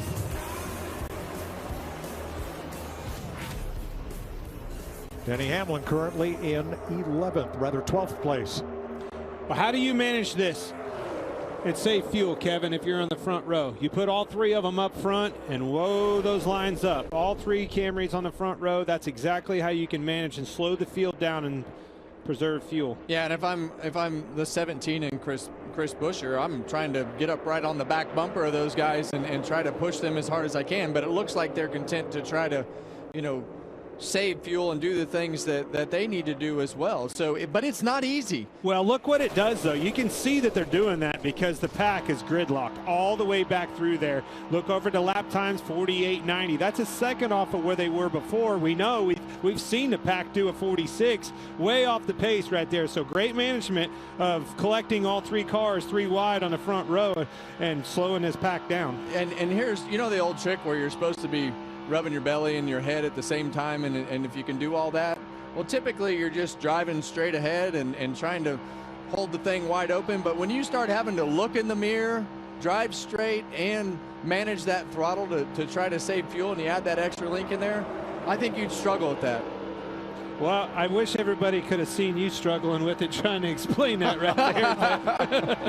But my point is, it just adds another 100%. layer to everything that's going on when you're used to doing one thing, because you're having to look backwards as much as you are forward to make sure that those guys aren't just going to be on that back bumper too hard and spin you out. So the strategy of all these savings is really, really difficult to do from a driver's standpoint. Well, earlier, Jamie Little caught up with Michael Jordan and talked to him about having 4 horses with a chance to win this race. You have 4 horses out there. How do you keep tabs on all 4 for 500 miles? I'll be watching. I will. I'll be changing the channel, listening quite a bit. I mean, you know, we got a couple of young kids that are learning. We got a couple of veterans that are going to be up front. But I think we have a good team. We have good leaders, and hopefully one of the 4. I take any one of the 4 to win, but I want to see us at the end, all 4 cars, which is very difficult, especially at a race like this. You just need to avoid the big one. But if we can put ourselves in a good position, you know, that's all I can ever ask for. Well, 2 of those cars are up front with Heim and Wallace leading this pack. Okay, check this out. This is exactly what Larry Mack was telling us. Look at the management and the savings that is. That's half throttle, folks, backing this pack up. Yeah, and I think that one of the other hard things that's really difficult when you talk about looking in the mirror, trying to control the pace, trying to make sure your foot is in the right spot. You've got a number on your dash. This percentage right here is on your dash. And so not only are you trying to look in the mirror, you're trying to look at the dash and manage that number, because you know that this could make or break winning the Daytona 500 if you don't put yourself in the right spot. So difficult from the driver's standpoint to be able to manage all the details of things that are going on to put you in the right spot to have a chance to win.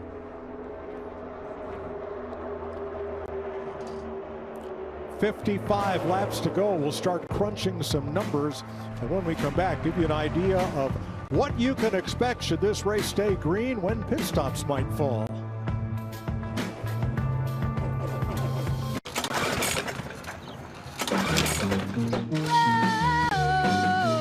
Thank you.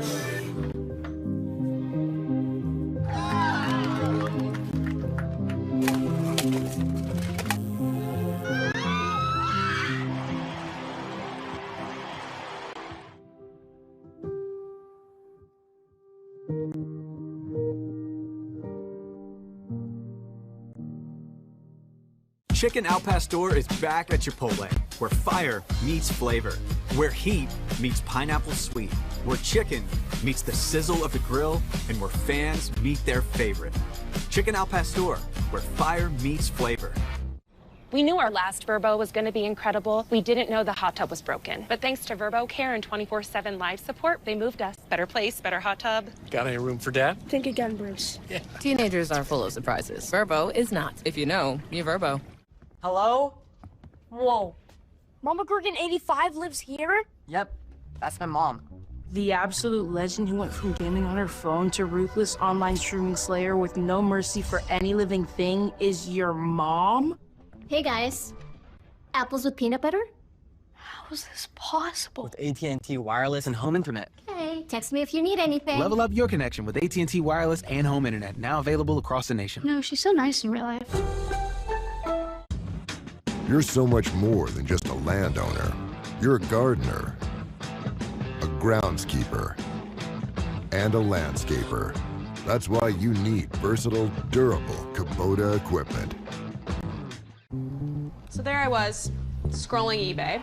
When I saw this. Still in the box. It's like the exact same one my mom wore. This whole time, it was right there on eBay.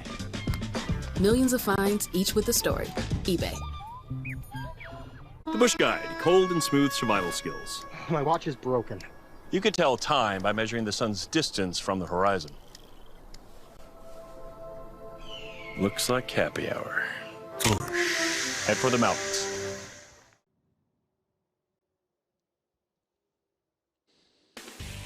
The Daytona 500 on Fox is sponsored by Busch Light. Race for the mountains. Enjoy responsibly. 52 laps to go. One more pit stop, and still 3 Toyotas now. Bubba Wallace, Corey Heim, and Christopher Bell holding the field at bay. Busch Light giving away $20,000 in total prize money during the 500. Follow at Busch Beer on social media. Enter by commenting hashtag Busch Dash for cash, hashtag sweepstakes for your chance to win big.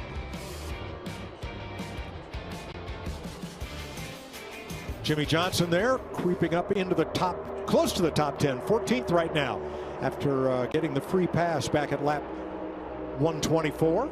Yeah, and we saw Jimmy. He's been the test pilot this week. He's taken his time, trying to put himself in a position to be a contender in this one late in the race. So we've seen him. He was third in the 500. Yeah, last year. Third. Last year. Yep. Two-time Daytona 500 winner. 2 cars right behind Jimmy. Here's A.J. Allmendinger, our Celsius onboard cam, on board his colleague Chevrolet.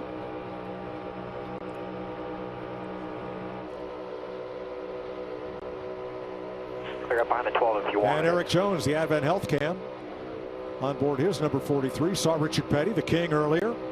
Fellow who made that number famous with 7 Daytona 500 victories. So Bell, Wallace, Heim with Toyota. Cole Custer, the 41, Haas factory team. Remember, they were Ford last year. They are Chevrolet this year, and they are the highest Chevrolet in this race. Here's his radio. We need to try to save a little more here, center off, so whatever you can do there. I'm going to give up spots to do that, probably. I don't think you're giving up any spots. There's nowhere to go. Right behind him, Ryan Preece, who led a lot of laps on Thursday night and kind of helped dictate this fuel-saving strategy, because when he led nearly 25 laps of Thursday's race under green, his stop was several seconds longer than everybody else, and he fell from contention, and of course, everyone took notice. And he hasn't been in contention today, but I think with all the carnage, I think this race to win is wide open. And you know, we know that Ryan said that he struggled after that car wreck to get the speed out of it that he wanted. So with everything that's happened, I really think that this race has the potential to have anybody win it. And I'm glad you said that, Kevin. I was trying to do some homework here. All right, Chevrolet started with 19 cars. By far the winner of the strength in numbers, right? Toyota 11, Ford 11. Now you've basically got 13 Chevrolets out there, 9 Toyotas, and 8 Fords. Much more even across the board, and even its playing field, as you say. And some of those Chevrolets are torn up. So, you know, I think as you look towards the front of this pack, you see 1, 2, 3, 4. You see 6 of the Toyotas in the top 13, and you've got a few Fords. That's what I'm saying. A couple of the Chevrolets by far, they took the biggest hit. That's right. Well, as we look at the lap times and the laps to go, Larry Mack's calculator's been burning overtime. Mike, I don't have a playbook. It's more like an encyclopedia right now, because the window is open. They're coming to 47 to go. The window's open should we get a caution. But if we stay green, remember, most everybody pitted at lap 131, several topped off at 133, 134. With the way they're running the throttle right now, you should be able to go somewhere between 15 to 20 to go should we stay green. So why are they saving fuel right here? I do think they want to run it long, but I go back to the same theme we've had all day long. The more you save, the shorter that last trip to pit road will be. And a little update on the weather, it's about a third of the way across the state of Florida right now. I think we're good to go. Okay. This is the narrowest part of the Florida Peninsula, Larry. I hope you're right. 47 laps to go. 21 different leaders, but in 7 of the last 9 500s, the eventual winner didn't lead the race until just now.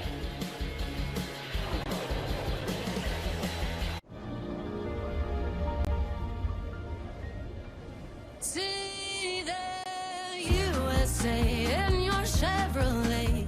America's asking you to call. Drive your Chevrolet through the USA. America's the greatest land of all. On a highway or a road along a levee, performance is sweeter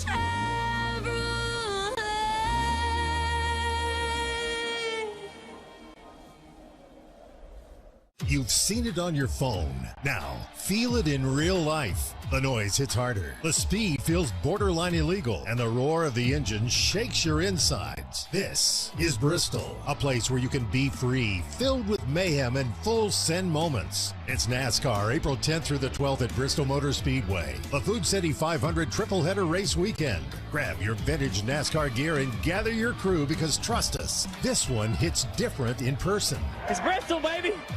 Colonel knew folks hated Mondays, so he made sure Tuesdays were finger-licking good with 8 pieces of juicy, crispy chicken or tenders for just $10. It's TGI Tuesday. $10, 8 pieces, one big deal. KFC $10 Tuesdays.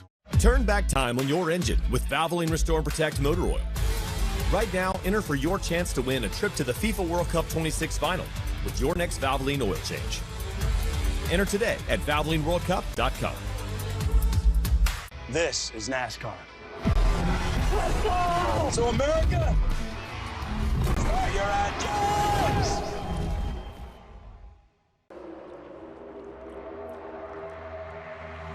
You're looking at 25 cars covered by just 1 second on the racetrack.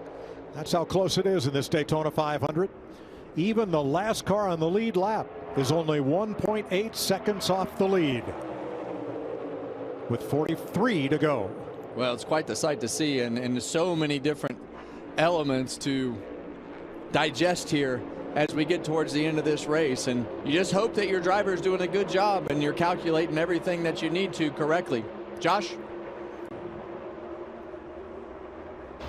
Well, Justin Allgaier's day comes to an end too early. You had a chance to see it back. What was your takeaway from what happened there? Well, unfortunately, I'm going to take 100% responsibility for that one. I hate it for everybody that got caught up in it. You know, it just really stinks. I felt like our number 40 Traveler Whiskey Chevrolet was incredible all day. And, Greg Ives and this whole team have done a phenomenal job on building a race car that we felt like could come here and not only run up front, but lead laps. And, I got to the top there, and I watched the run coming on the top with Denny, and I thought he was gonna push. I felt like that the lane was closed up just enough that he wouldn't try to go out there. And when I realized he was gonna go out there, it was just too late. And once we kind of, the air just got on the right rear spoiler, it just kept me turning to the right. And I hate it for everybody that got caught up in it because it wasn't what we wanted. But hats off to Dylan Hart Jr., Kelly and Hart Miller, everybody at Junior Motorsports for this opportunity, to have Traveler Whiskey back, have Chris Stapleton here. It was great to be out front and lead the Daytona 500, and all of our partners, the Hendrick Engine Shop, and we had big power today, and that was really what it came down to. So, we'll go back. I'll regroup. I'll watch this video back a lot and really try to figure out what I could have done better. And I hated that everybody got torn up, like I said, but I'm going to take a lot of solace in the fact that we had a fast race car and we were going to the front. Thanks, Justin. That's Josh at the Advent Health Care Center. All right, 41 laps to go. In 2016, Denny Hamlin was 25th at this point in the race. He ended up in victory lane. All right, Larry, I got a question for you. We're going around here. We know what's happening. It's just like a horse race. We got the reins pulled back on them, especially with these 3 Camrys holding everybody up, saving fuel for this last stop. My question is, if everybody's on that same strategy of trying to make that last stop the shortest, these guys in the back are never going to be able to get to track position. It's going to put pressure on the drivers to get in the pit road, don't slide the tires in and out of the box, all of that. But don't you think some of these guys with no track position are going to try to gamble here and get in front of those guys? I mean, if you follow the leader, that's what you're doing, right? No, Clint, it's a fair question, and I totally agree with what you're saying, but it's going to take 6, 7, or 8 cars to be on that page, and I think that's where it becomes a challenge. And then if they do come to pit road early, short pitting to try to get an advantage, they've got to be mistake-free. They can't get disconnected, and that can be a challenge at this racetrack. Corey Heim on the bottom, back to the lead. The last time a number 67 led this many laps in a NASCAR Cup race, Jim Reed, Thompson, Connecticut, 1951. That car number has never yet made it to victory lane in the Cup Series, maybe today. Well, Regan? Well, Mike, when we do get to those final pit stops, all the pressure will be on the fuelers. Tyler Semke, fueler for Chase Elliott, the most valuable pit crew from 1 year ago. How do you get over the wall and make that timing just right to get your driver to the quickest stop? Yeah, I mean, just comes down to practice, what we do, and we're kind of always in this position. As you can tell, it's hectic right now. You just got to stay even keeled and hope for the best, and I think we'll do okay. Like I can tell you, Tyler played football at Kansas University. It's a good thing. These fuel cans, 108 pounds that they got to carry over the wall. Yeah, 14 gallons per fuel can this year. That's the new capacity. 3 by 3 by 3. As they continue to stretch out the fuel mileage, it's all going to come down to the final stop and the run to the checkered flag to win this Daytona 500.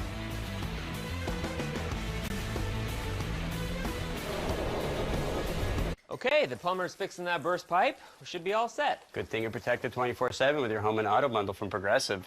Oh, I'm sorry. I'm just trying to figure out the right caption to post about this. Maybe something like, I have protection, just need a lifeguard. What about that emoji with a shocked face? Or maybe flooded with emotion. That's too much. Try, Tuesdays are cray. You know, technically, you don't have to post everything that happens online.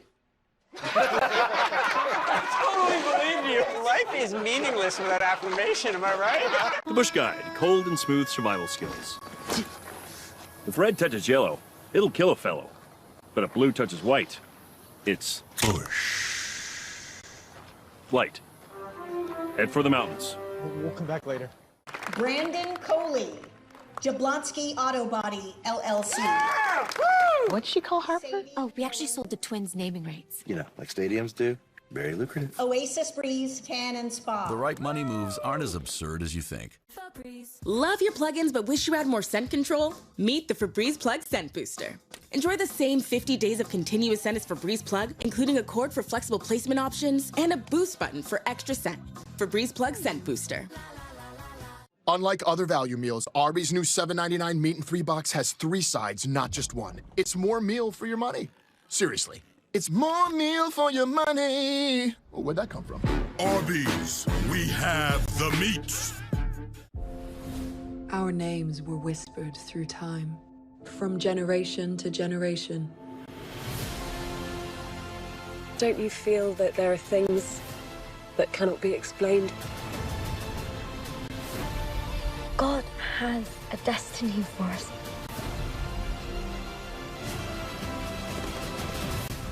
Truly nothing is impossible for God.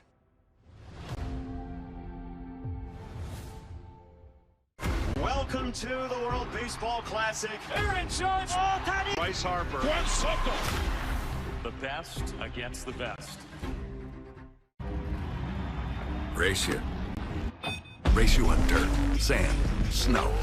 Race you through this, over that, all day, all night. Race you on 4 wheels, 1 wheel. How about no wheels? Race you with the world watching. This guy watching. Race you to the summit. Maybe not that summit. To sub 7. Any event, any terrain, any time. Race you.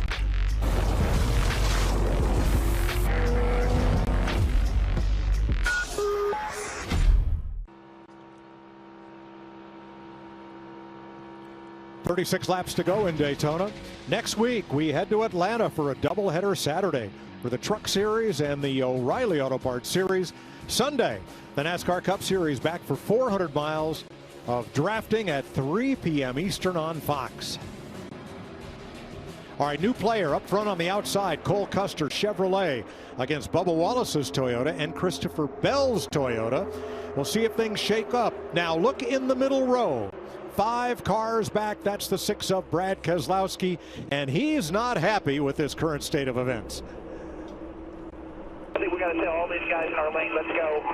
Chris can push him out. We've got all these Fords right here. It's time. We're in the fuel window. Let's go. It's our only play because we can't make it either way. Only open to yellow. And we need track position if that happens. 4 Fords in a row in the middle behind Bubba Wallace's Toyota. Well, we're with you, Brad. Let's push that thing forward. Let's go. Well, if you stay, again, that's why I mentioned that and asked Larry about it. If you stay following suit here, you're going to be in trouble when they pit. You're not going to pit any faster than they are because everybody's saving the same fuel. 34 laps to go in 2023. Ricky Stenhouse was 19th at this stage in the race, but what he won. Sorry, what he wants them to do is have him push Bubba out there out front and get a run and then spit him out, put him in the other lane and line all those Fords up and go. It's a good play.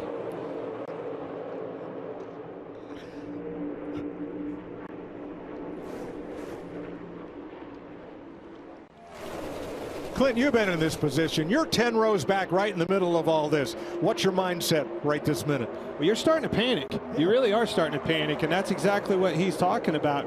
Well, I'm gridlocked. No different than stuck in traffic on 77 in Charlotte. How am I going to get to where I'm going? Well, and when you're that far back, you're really at the mercy of everybody else. Well, here's one of those drivers, Noah Gregson, number 4. So proud of off. Not going to go anywhere. There's 3 Toyota roadblocks. Roadblocks, he says. Well, we've been there. Yeah, and right now Chris Buescher doesn't want to move lanes because he has all those Fords lined up behind him. So he's got a gap big enough to start changing lanes and start breaking free right there. But he's also got all those guys lined up behind him that he knows he needs to keep behind him. Well, you're not going to have very many more laps to go, and you're not have to worry about it. You're going to have to start finding the bottom. That way you can make pit road. Down and off pace, down on the bottom of the racetrack. Former winner of the 500, 5 laps back.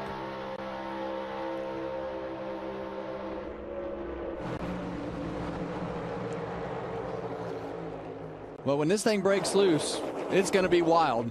And we saw what one little mistake can make of just such a big mess earlier when Justin Allgaier and Denny Hamlin got together. But this is gonna get to pit road, and now you're going to put a lot of pressure on the drivers to get in and out of their pit box, to pit road, off pit road, and also every one of those crew guys putting that fuel in the cars. Outside lane, look at cars 4 and 5. Here's Cody Ware coming back to the front. Here's Zane Smith, won the first stage. He's coming back to the front. They're all trying to find a way to get themselves in position for this final stop, to be in a position to steal a Daytona 500. And how about Cole Custer up there? You've mentioned him a couple times, but they've kept themselves up in the front of this pack. We've seen that 41 car win some races in the past, but Cole switching to Chevrolet and everything that they've done this year. I think the game plan's working. Now you don't have those 3 Camrys holding everybody up. You got that Ford on the outside, and some action is fixing to finally start moving throughout the field. 30 laps to go in 2021. Michael McDowell was 17th at this stage in the race. He won that Daytona 500.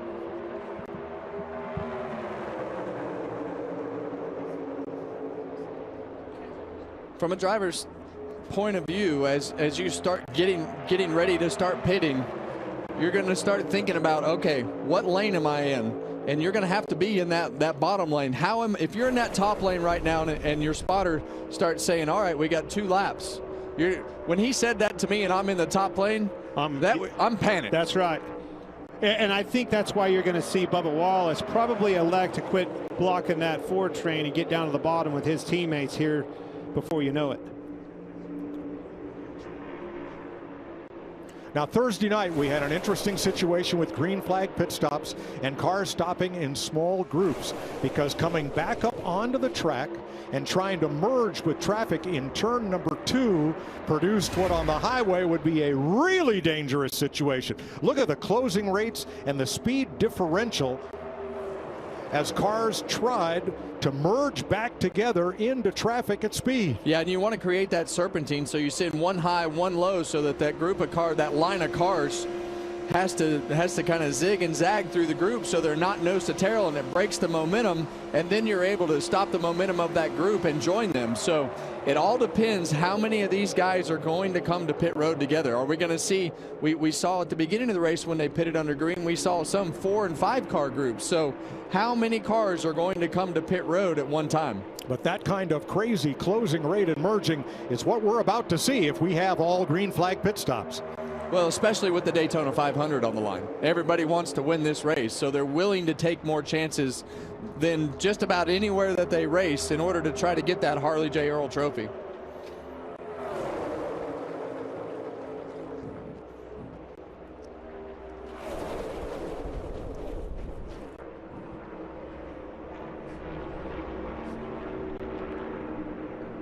Watch him coming down. Jesus.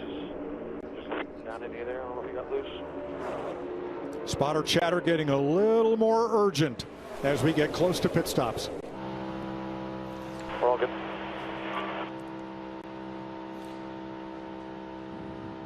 Bubba Wallace's radio. Clear either lane, half back to the top. We'll get there first. 17's 2 back your lane, 1.5 covered on both sides. Calm voice of Freddie Kraft, his longtime spotter. Ooh, Cole Custer got a little squirreled up there.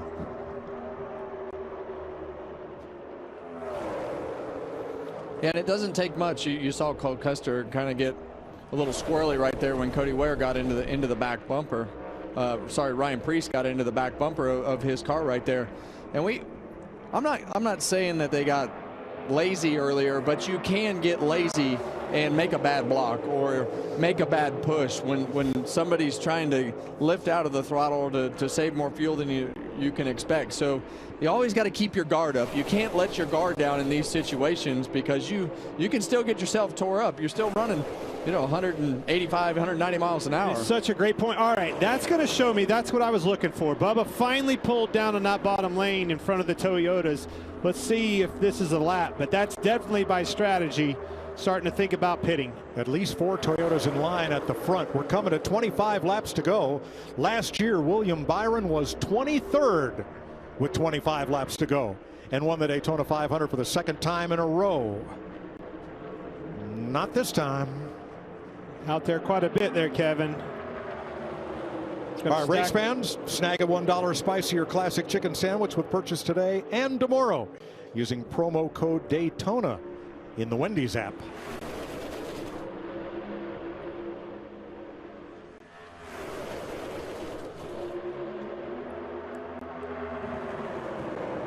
Regan? Mike, as you saw the last lap by, Bubba Wallace moved down to the bottom. The message from spotter Freddie Kraft: drop down to the bottom, get in front of the 20, and go 100%. Denny Hamlin's in that line, and so is Jimmy Johnson among the Toyotas. Kind of broken up there by Chase Elliott's Chevrolet. But quite a group of them, should they choose to pit. Guys, we're getting close. You talked about short pitting. We're within about 5, 6, 7 laps. They're going to have to start coming. Well, if you're not in the bottom lane, that could be a tough order. Yeah, and you have no choice. And unless I've been in that position before where they're like, you got to get down. I'm like, what do you want me to do?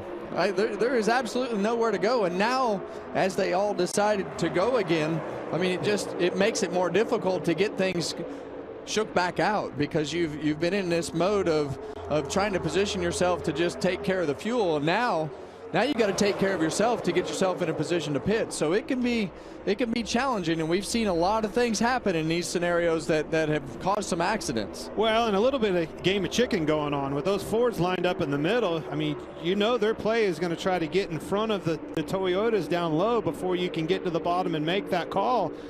But we know they're going to run out of gas eventually.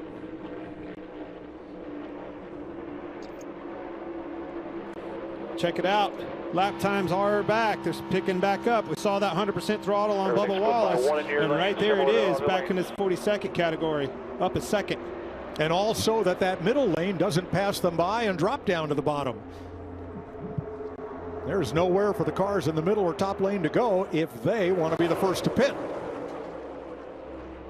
Oh, ooh, look out. Now you're starting to see some of that handling come back into effect when they're all trying to hold that throttle down all the way around the racetrack. These tires have been on there for a while, and they've been strategically going around the racetrack with their car and not having to be right on the edge. And now they're right on the edge, and you see those cars go up the hill. And consistently in that middle lane. That's where we've seen most of the trouble happen, in particular off of 4, and that's exactly where it is at again. 30 cars within 1.1 seconds of the leader. Yeah, and that middle lane, Clint, it can be really sketchy just for the fact that you can get yourself with the right front fender out like I talked earlier, and all of a sudden it'll plant that right front and cause that car to get loose. So and a lot of turbulent air in there as well. It'll just reach out and bite you at sometimes just because of the characteristics of these cars in that middle lane.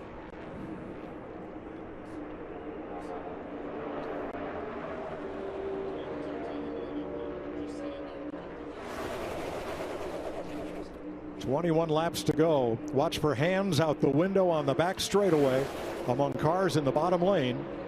If they're signaling to pit, no turn signals here. Still got those Toyotas on the inside lane. You've got Bubba Wallace and leading that inside lane. Chris Buescher in the middle lane. Cole Custer still in the outside lane. Still a lot of inexperience behind these guys that they're going to have to coordinate with to start making these pit stops happen when it's time.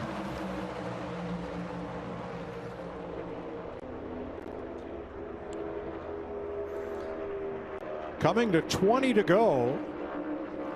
And it appears those group of Toyotas, the 4 of them, 4 out of the first 7 on the inside, will probably dictate which is going to be the first group to stop. They control the racetrack right now because in the bottom lane, they control the access to pit road. Do you dare try to go with them in that middle lane if you're those Fords right there, Kevin? Well, I was just getting ready to ask Larry, if you're Chase Elliott sitting 5th in that line right in front of another Toyota, Denny Hamlin, what do? Do you come with them? If those Toyotas drive through the infield, I'm going to follow them. All right. Better get ready to get dirty. Here they come, folks. You saw the hands. This should be the money stop. The 9 pulled up. Elliott will not come with him. He moves up to the middle, which is now the inside lane, as 4 Toyotas, just 4. And Denny Hamlin did not come with them either, so we only have 4 Toyotas on pit road. If you follow him, that's exactly what you did. Follow him. Well, right now it's a process of elimination. You want to try to put yourself in a position with the least amount of cars that you have to race at the end of this thing. So, you know, some of us are playing chess and some of us are playing checkers. So you just have to see how all this works out. Keep an eye on these Toyotas leaving pit road. The efficiency of pit road is coming in together and, more importantly, leaving together, getting that group bunched up as fast as possible. Not very efficient out of that group right there. A lot of separation. That means Bubba's going to have to back up before they catch them and get the freight train going again. They're in trouble.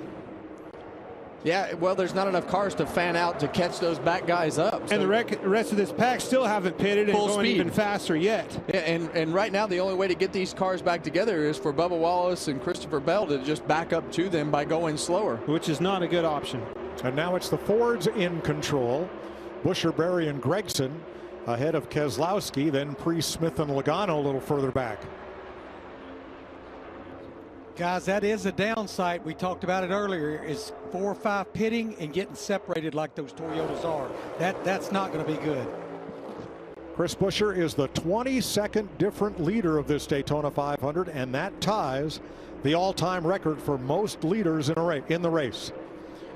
4 cars back of the pack, 3 cars rather, peeling off. I think that was Denny Hamlin. Front runners stay out. It was Denny Hamlin, Eric Jones, Jimmy Johnson on pit road. That is not a very combined group effort out of Toyota at all. Really broke their group up. They're going to need some help. Some cautions or something is going to have to happen to put them back in this thing, in my opinion. Well, the best thing that might happen for them right now is a caution, while everybody else, for the most part, hasn't pitted. That would be about the only thing that saves them. And Chris Buescher has really picked the pace up. We're under 47 seconds now. Good point. He's putting the whip to it. And when can a caution happen? When a big group like this decides to pit all at once, we've seen it time and time again, might be just what those Toyotas need. Working together is what put these Fords on the map at this racetrack. They do it better than most, and here they are, several of them back up front. Do they have the game plan? 46.80 the last lap. Yeah, and that's 2 seconds faster than those Toyotas that just pitted. So definitely going to lose a lot of time from those first 4 Toyotas that pitted. Further proves that point. Custer's pulling out of line. What's wrong with him? Is he out of gas? Cole Custer's Chevrolet dropped to the bottom. Below the yellow line, gave up a bunch of spots. He'll likely be headed pit side. I think he's out of gas. That might pull some of these guys down there. 15 to go when we come back. Are the Fords coming? Yes, they are. Chris Buescher will lead the Fords onto pit road, and we've confirmed the 41 of Cole Custer is out of fuel. Yeah, and he's going to make it back. So this is all going to continue to cycle around.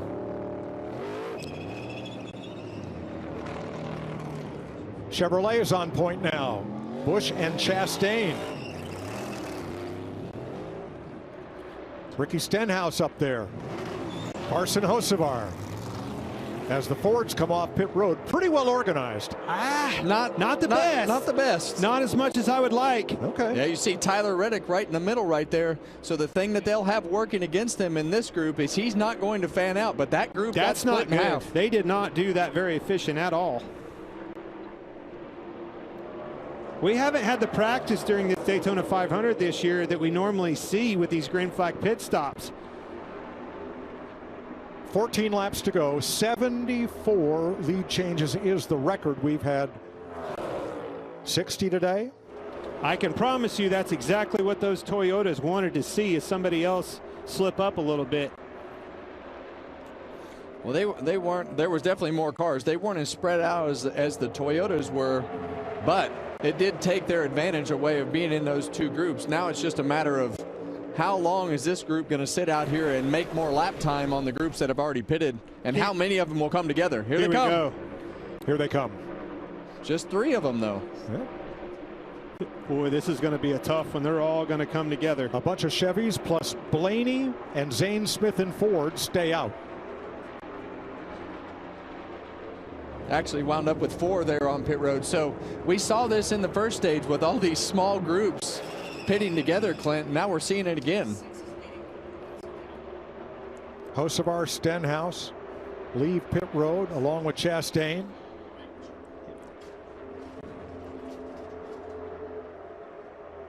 It'll be 12 to go this time. The first 11 cars have not made this pit stop. Okay, they are 7 Chevrolets, 3 Fords, and Ty Gibbs Toyota.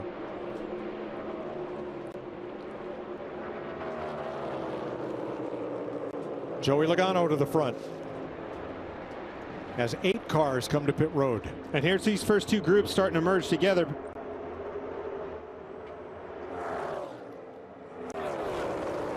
Yeah, and those smaller groups, Clint, they're really not doing that bad. It's not losing as much time as I actually thought they were going to do. As now you're seeing that serpentine of the cars that split out to try to make those big groups weave their way through them, and they've done that. Now they're all attached together. Now this last group did a lot better job, in my opinion.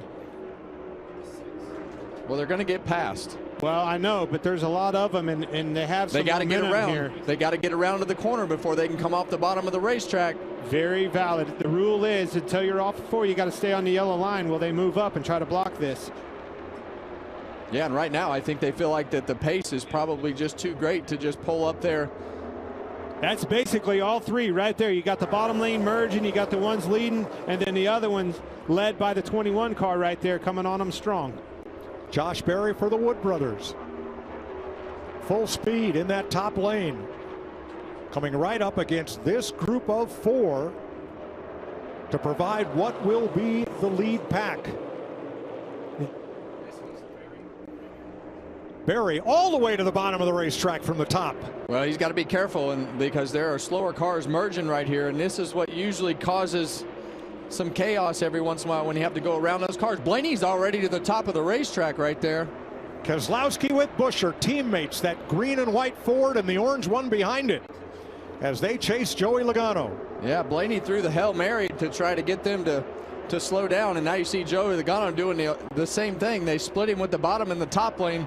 Totally messes up the guys that were in the middle lane because they had nowhere to go.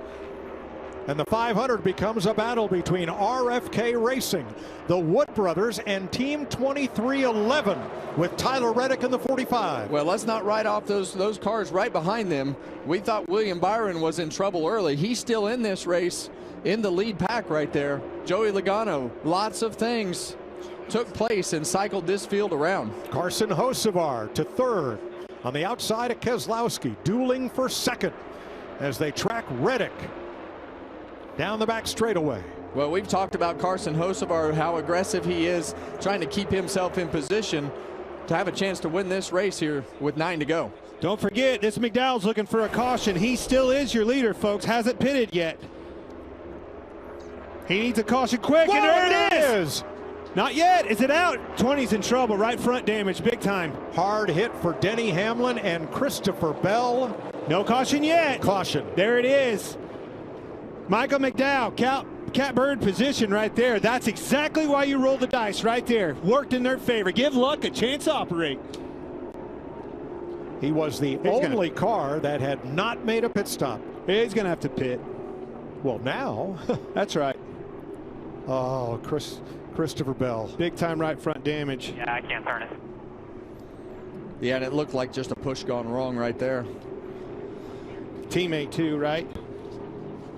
Yeah, he and Denny Hamlin, I believe, got together.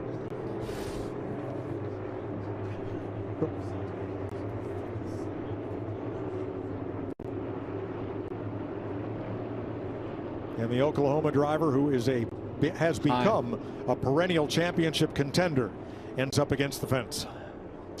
Yeah, and I hate that for Christopher Bell. Had control of this race right up until everything cycled through, but you're going to see this car right back here of Corey Heim. He's going to get in the back of Denny Hamlin and shoot him into the right side of Christopher Bell. Man, John Hunter Nemechek got lucky he didn't get hooked in the left rear, but that was just a push gone wrong from the 67 car of Corey Heim. See it right there. He's just off center. Rear. Yeah, exactly. Got to be centered if you're going to push on those cars, and he's off center right there. Wow. And you turn the guy around, turn the guy sideways when you're like that. From Joey Logano's Hunt Brothers camp.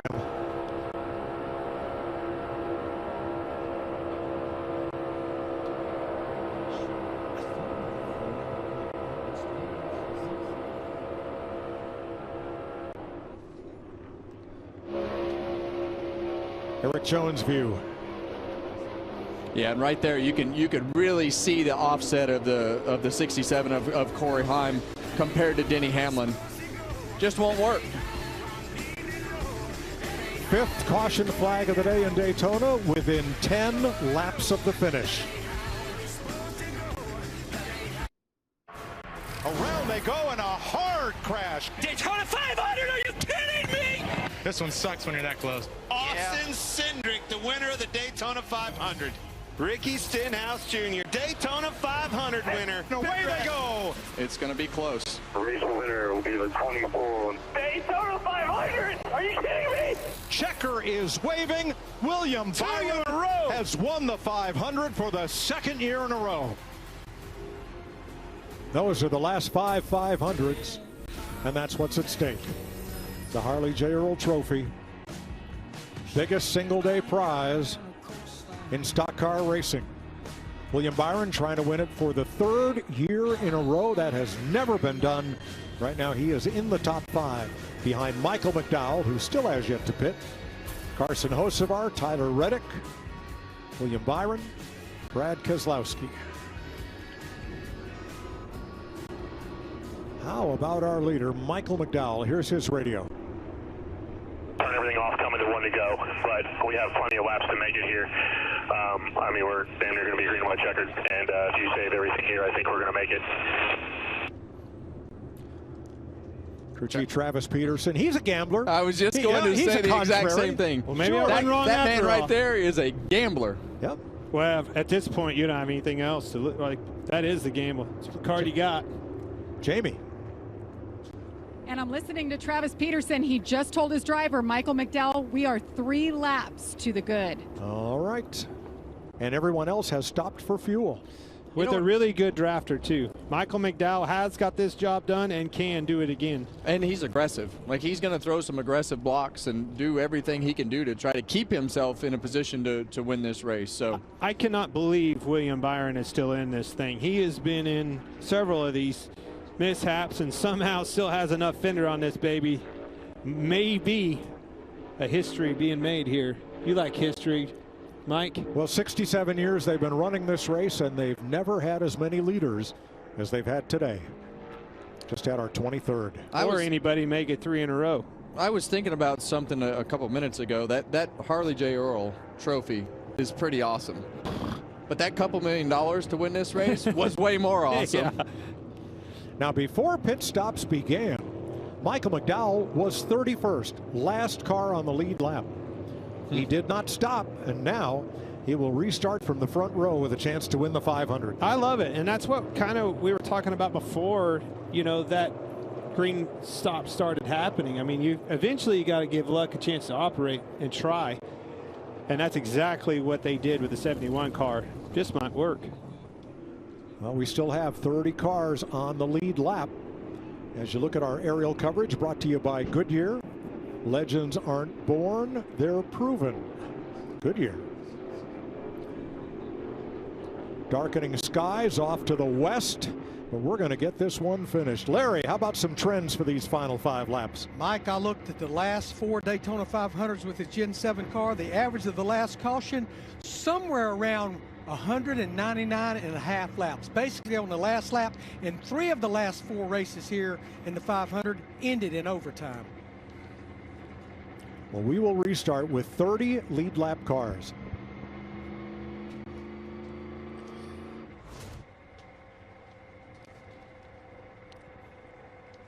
I see Hocevar running in third right there. A lot of seat time this week in Daytona, Kevin. I know you've covered a couple of them. You know I love seat time. I think the more that these young guys can race, the more it pays off when you get in scenarios like this. You've seen more things, and the more situations you see, the better off you are. So of the past champions trying to win this race for the first time, we have Brad Keselowski in 5th. We have Kyle Busch in 11th. Chase Elliott in 15th. Ryan Blaney in 18th. Kyle Larson 23rd. Fans are on their feet. We are not yet to overtime. We'll take the green with 4 laps to go. Caution to the wind. Friends are out the window. Block, block, block. Push, push as hard as you possibly can. Foot to the floor. Here we go. You're going to see big blocks out of McDowell. Kevin, you said it. Very aggressive. Well, not scared. They've already got themselves separated right there, and you see 2-time defending Daytona 500 winner William Byron right in the middle of this, pushing Tyler Reddick out to a couple car length lead over Michael McDowell in that outside lane. And behind McDowell, Carson Hocevar in the 77. They call him the Hurricane. Where he goes, there's likely to be stiff winds and maybe carnage in his wake. We'll see. Oh, look, Reddick pulled up to try to slow that down, missed the block on the bottom. Now he's 3 wide in the middle. Well, you see, they're not going to McDowell. Oh, here they come. Here comes the help. Yeah, and Hocevar was just a little late to that move. He was actually wanting to stay behind the 45 car, and it kind of took him a minute to change lanes right there, but it's going to work out for him. Thank you, Hocevar. Bailed McDowell out right there. Now, Thursday night, Carson Hocevar helped another Chevy to victory in the 150-mile qualifying race. 2 Chevys lined up. Up top, Logano in a Ford. Drops to the bottom, squeezes into the middle, looking for room. And this all comes down to the decisions. You see Eric Jones right there stay behind Hocevar and not follow Joey Logano. And those are the types of moments that determine these races. Boy, Logano restarted 14th. Where did he come from? Eric Jones all the way to the bottom. Hocevar down to cover, back up behind McDowell. Coming to 2 to go. Whoa, hold on to it, Logano. Loose off the corner. Hocevar's swapping back and forth, looking for a hold as he shoot to the bottom. Here comes Tyler Reddick in that middle lane. And here comes the bottom lane, William Byron. With Brad Keselowski, one of the best pushers in this whole sport. Behind Byron, Chris Buescher behind him. Don't get too far out there, Michael McDowell. Here they come. Where does he go? High or low? He can't choose both. Yeah, and he just had so much momentum right there that he couldn't stick with his teammate. Now, Carson Hocevar has the lead of this race, and Michael McDowell is stuck down on that bottom lane. Eric Jones coming around the outside with help. Here they come to the white flag. This is 1 lap to go, sponsored by Credit One Bank. This is the one you want to lead. If the caution comes out, it's over. Hocevar in the wall, turned around in front of the field. Around goes Jones. Ricky Stenhouse to the front. Elliott around the outside. Still green. Reddick on the bottom. Reddick, Elliott. The help's on the outside. Here comes Chase Elliott. Can it be? Yeah, Chase Elliott stuck in the middle with no help. Zane Smith with him. On the bottom is Tyler Reddick. They come up single file. Zane Smith's going to have one shot at Chase Elliott, NASCAR champion, most popular driver, trying for the win, and Reddick to the top side. He's got help. Riley Herbst, his teammate. Reddick drops to the bottom. Alongside Elliott, in the wall goes Herbst, and Tyler Reddick comes to the line. Wow. A shower of sparks behind him. Unbelievable. Unreal. Didn't really hear of him all day long until the last lap. Daytona proves yet once again it's all about the last lap. That's the only lap that you have to lead. What a great job there by Tyler Reddick at the end. The 30-year-old from Corning, California, will get his 9th career win in his 219th start. Did we get it? Just want to be sure. Did not wait for that move. As soon as he got to the bumper, he went around him. That was a great move by Reddick. Shot back to the bottom. The 9 was a sit and duck. Couldn't block both ways. And Michael Jordan goes to victory lane with Denny Hamlin, the owners of Team 2311. Well, and look at those tears. Hey guys, did we win it? Reddick's still worrying about whether he's won the race or not. Yes, sir. You got nobody. Brad Keselowski climbs out. And for the 4th time in history, the winner of the Daytona 500 leads only the final lap. I know that feeling.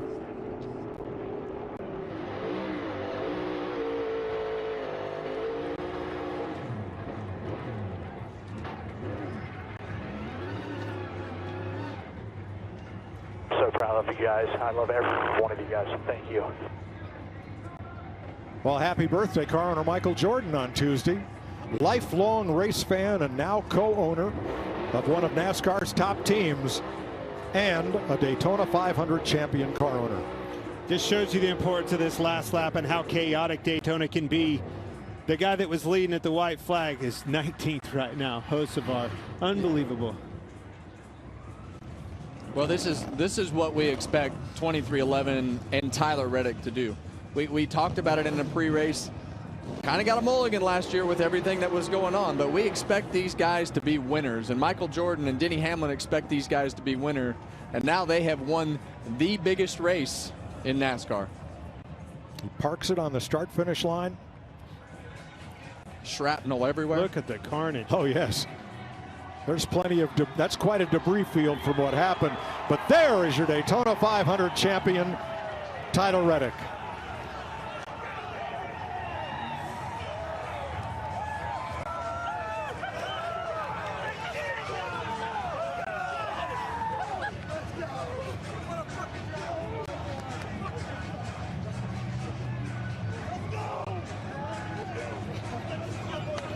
And it was no team effort. Reddick was the only Toyota in the top 7, along with 2 Chevrolets and 4 Fords. Chase Elliott so close. What a heartbreaker for so many, not just him. Yeah, I went from Stenhouse winning the race to Chase Elliott, and then all the way at the end. He didn't wait. As soon as he got to the bumper as Zane Smith, he went. I thought he was going to try to push him. Zane Smith in the middle of 3 and 4 backed it up a little bit, going for it. Didn't work. Jamie Little. Celebration ongoing down here for Tyler Reddick. He's FaceTiming. Who are you FaceTiming? Frank Bonsignor. He's normally our tire guy. Liz filled in for him. He's at home fighting some stuff. He wouldn't miss a race for anything, and they asked him to stay home and get healed up for the season. So, of course, he missed it, but it was really cool to be able to talk to him. Tyler, last year, what a year for you. I know you were disappointed. I know you had things going on with your baby boy, physically, the team, and NASCAR. To get here right now in this moment, you're a Daytona 500 champion. I know last year was really hard for all of us, hard for me. When you're a Cup driver and you get to this level and drive for Michael Jordan, you know it's expected you win every single year. And for us to go on that drought that we did made us really look hard in the mirror. And just really proud of everyone on our Trumbull Casino Toyota Camry. Worked really, really hard in the offseason, and there was many points in this race where we weren't making decisions that we wanted to, but we just reset. And every opportunity that we got to resack, we went back at it. And just speechless. I didn't know if I'd ever win this race. It's surreal, honestly. And honestly, the best part is my son asked before the race, "Are you finally going to win this race?" And something about today just felt right. Take us through that last lap. You were all by yourself, no teammate help around you. And we didn't really talk about you much during the race, and suddenly you were there when it counted most. Yeah, I know. I keep looking for my wife and my kids. They'll be here at some point, I'm sure. Maybe they're taking a nap. Who knows? But yeah, I mean, we had the lead there when that caution came out and lined up next to McDowell, and we just kind of kept getting hung a couple times in the closing laps there. And yeah, just every time we kind of break up, there'd be someone really with nowhere left to go but to push. And they pushed me. Obviously, my teammate Riley Herbst gave me a lot of pushes there and then tried to win the race for himself as he should at the end there. Just incredible how it all played out. Just true Daytona madness. And just, man, it's going to be a long night if I've already lost my voice from screaming. Just never thought I'd be a Daytona 500 champion. 9 cars finished within 0.3 of a second of the leader. That's how close it was. So let's have a look at our pod's big move of the race, which of course has to be the final lap. Yeah, but which one is it? Yeah, there was a lot happening right here. There sure was. Picking one's going to be difficult. There's Reddick in second. Yeah, it all started right here when Tyler Reddick pushed Hocevar out to the lead, and then Reddick goes, or Hocevar goes to the top of the racetrack, off center again, and 47 pushing to 43 just shoves him out of the way because of the misalignment from the front of the pack. Now, I didn't know if the caution was going to come out right there or not, but Stenhouse had the lead for a second, and then we realized that it was going to stay green, and Chase Elliott looked like he had this race under control. Well, he had the help, Kevin, and then all of a sudden that help stalls out, and look at the run off the bumper of Riley Herbst, the 35 car that Reddick gets. Now you got Zane Smith pushing as hard as he can on the 9. They come attached a little bit. I think Zane Smith slowed down a little bit to try to get some more energy to pass the 9. 45 thought better of it. Shoots high, goes around him. Now we're going low. Chase Elliott was a sitting duck. He really was. Then ends up getting wrecked right here. Big shot to the outside. Boom. That's a wild one, guys. So who do you give the pod's biggest movement to? Well, maybe the guy that won, but I'm also going to go back in an attaboy to Bubba Wallace, because he could have run completely over William Byron, but he pedaled it, cost himself a top 5 finish to avoid wrecking half the field there on that final corner. That was really good driving by Tyler Reddick. Timed it perfect. An amazing finish to the Daytona 500. Tyler Reddick headed for victory lane.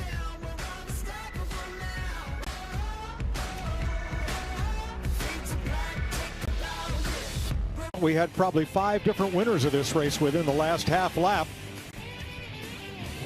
And then things went sideways for several as Tyler Reddick beats Ricky Stenhouse to the checkered flag. Joey Logano gets shoved across the line in 3rd, and everybody else is piled up.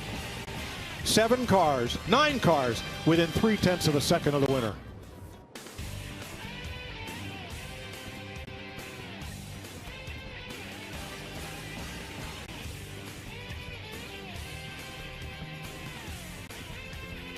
And every one of those in it to win it, right to the flag.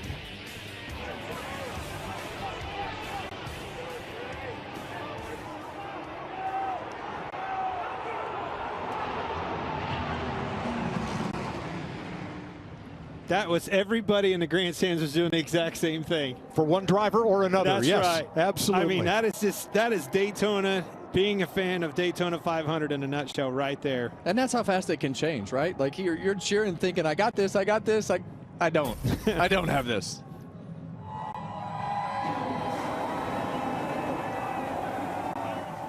Tyler Reddick and family celebrate with the Harley Earl Trophy, and Regan is with his teammate. Well, Mike, Bubba Wallace seemingly did everything right today. You lead 40 laps. What are the range of emotions that Daytona brought you today? Oh, man, I don't know what to say. First off, hats off to the 45 group. I don't want my emotions to take away from the monumental day they just accomplished. Man, happy birthday, MJ. That's a massive birthday present. I just noticed that Chumba Casino was on his car, so that's 2 crown jewel wins for them, so that's pretty damn cool. But, man, I just told MRN here, I thought this was our week. The best 500 I've ever had. and come up short sucks, but couldn't be more proud of the team. Pumped for Xfinity to jump on board the way they did and debut their first primary race in the 500. Led a lot of laps, lap leader, I believe. It was a good day for us, but damn, try again next year. Thanks, Bubba. Boy, he was close. And as I said, he could have just upended totally William Byron, but instead he pedaled it, probably lost 4 or 5 spots in the last 800 feet of the race. Well, we watched the pit crew meeting with Alan Gustafson today, and to put this in perspective, you want to keep yourself in contention all day. Bubba Wallace kept himself in contention to the very end of the race, and sometimes it just works out the way that it did because of things that have happened. Control the things that you can control. Keep yourself in contention as long as you can until that thing out of your control happens, or you have a great day. And he's proven that he's good at that. Yes. He has finished second in this race twice. He is really good at this drafting racing. You could look at any of the drivers that finished at the top 10, and at some point on the last lap of this race, you could have legitimately said he's going to win it. 100%. I agree. What a wild one. Yeah, and you look at Ricky Stenhouse and Joey Logano and Chase Elliott and Riley Herbst, and those cars are all totaled, and they're still, some of them top 5, some of them top 10, but that's the way these finishes go. And it's either that extreme high or the ultimate letdown. I mean, again, go back to that last lap at the white flag. Hocevar 19th, McDowell 22nd. 1 lap. All right, there's the winner sticker going on the roof of Tyler Reddick's Toyota, winner of the 68th Daytona 500. We'll have much more from the world's most famous beach after this. What a day in Daytona. One of the greatest athletes of all time gets to come to victory lane and hoist one of the greatest trophies of all time. Michael Jordan is a champion owner of the Daytona 500 with driver Tyler Reddick. And there's the prize you want to hoist right there, the Harley Earl Trophy. Well, that man's won a lot of big moments in his career. And to see that smile on his face holding that trophy up is pretty awesome. Josh? Well, here at Chase Elliott, so close to getting that first Daytona 500 champion. What happened in your perspective on that final lap? Yeah, I mean, I'm not really sure what happened with the first wreck. Kind of obvious that's a little, further around, but we ended up, kind of getting gifted the lead, and the 38 and I had got out by ourselves down the back, and yeah, he'd given me a good shove off into 3, and then it was kind of just he and I, and at that point I just felt momentum shift, like there was going to be another run coming behind us there at some point, and unfortunately that was accurate. And then at that point in time you're just on defense, and man, that's a really, really tough place to be, truthfully. And I obviously, looking back, you can run it through your mind 1,000 times. Do you do something different? Do you I feel like if I had thrown a double block on the 45, probably would have just crashed us at that point in time. So I feel like you had to kind of pick your battles. I thought maybe somebody would pick me up on the top and you might have one more run to the line, but unfortunately ended up getting turned around. But appreciate all the effort, everybody. Hendrick Motorsports, Napa,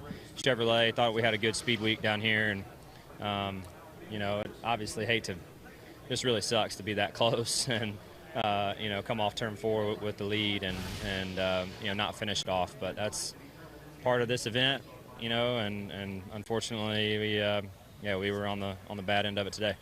Thanks, Chase. Jamie?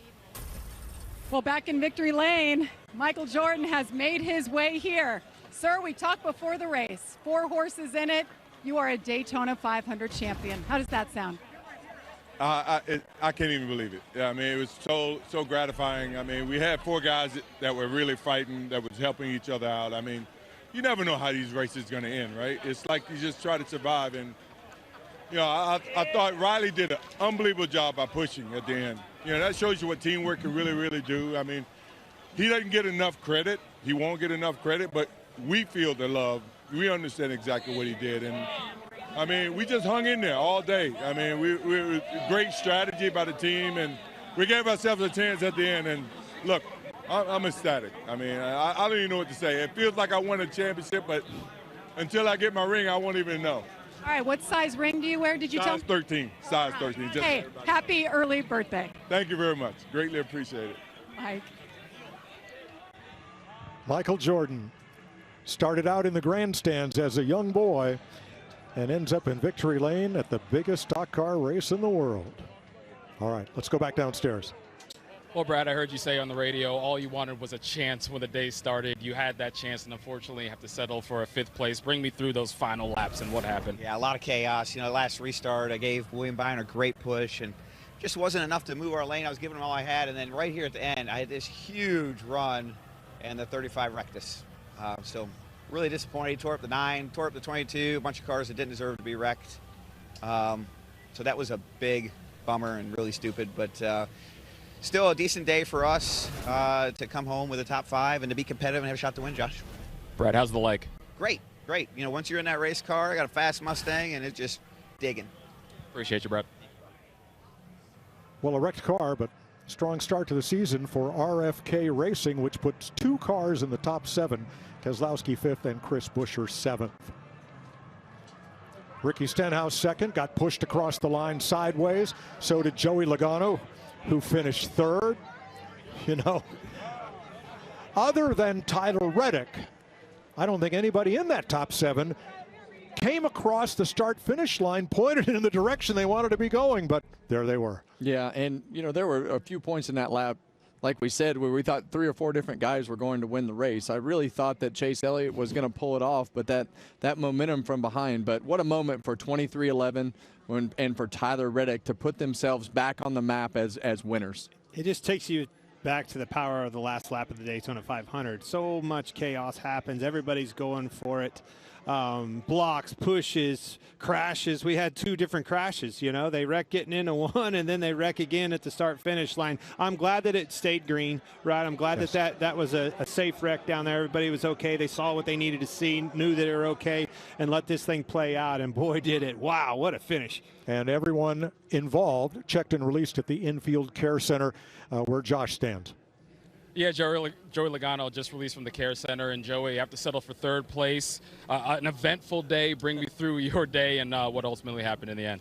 Yeah, eventful day for sure. Had a little bit of damage from a wreck earlier, and you know, I made a good move there at the end. We got to the top, and we were rolling, and found myself racing for the lead, and I had an opportunity to get underneath the Spire cars in the middle of 1 and 2. I felt like it was the right move, and when I did it and put her out in the wind, I guess the damage just was more than I thought, because it just kind of slowed down, and I couldn't clear like I thought I was going to. So, you know, unfortunately, that kind of set us a little bit further back. Missed the last lap crash into 1, and off of 4, you just kind of go where they're not. And I got spun and came across the line 3rd. So, compared to where we've been in this race recently, to see the finish is great. I ended up in the same building, but at least I seen the finish, and that's just kind of where it was. Appreciate you, Joey. Glad you're okay. A 3rd place finish for Joey Logano as the celebration continues in victory lane. This is Fox's 23rd Daytona 500, breaking the mark held by CBS with 22, and we are so proud to bring this great race into your homes each year. Our thanks to Chuck McDonald, Darren Foster, and an entire production team, and all of our commentary team. We'll see you from Atlanta next week with NASCAR Race Day next Sunday, 2 p.m. Eastern Time, and the Cup Race at Atlanta, 3 p.m. Eastern Time. Tonight on Fox, Next Level Chef and The Simpsons Animation Domination. Congratulations, Tyler Reddick, winner of the 68th Daytona 500.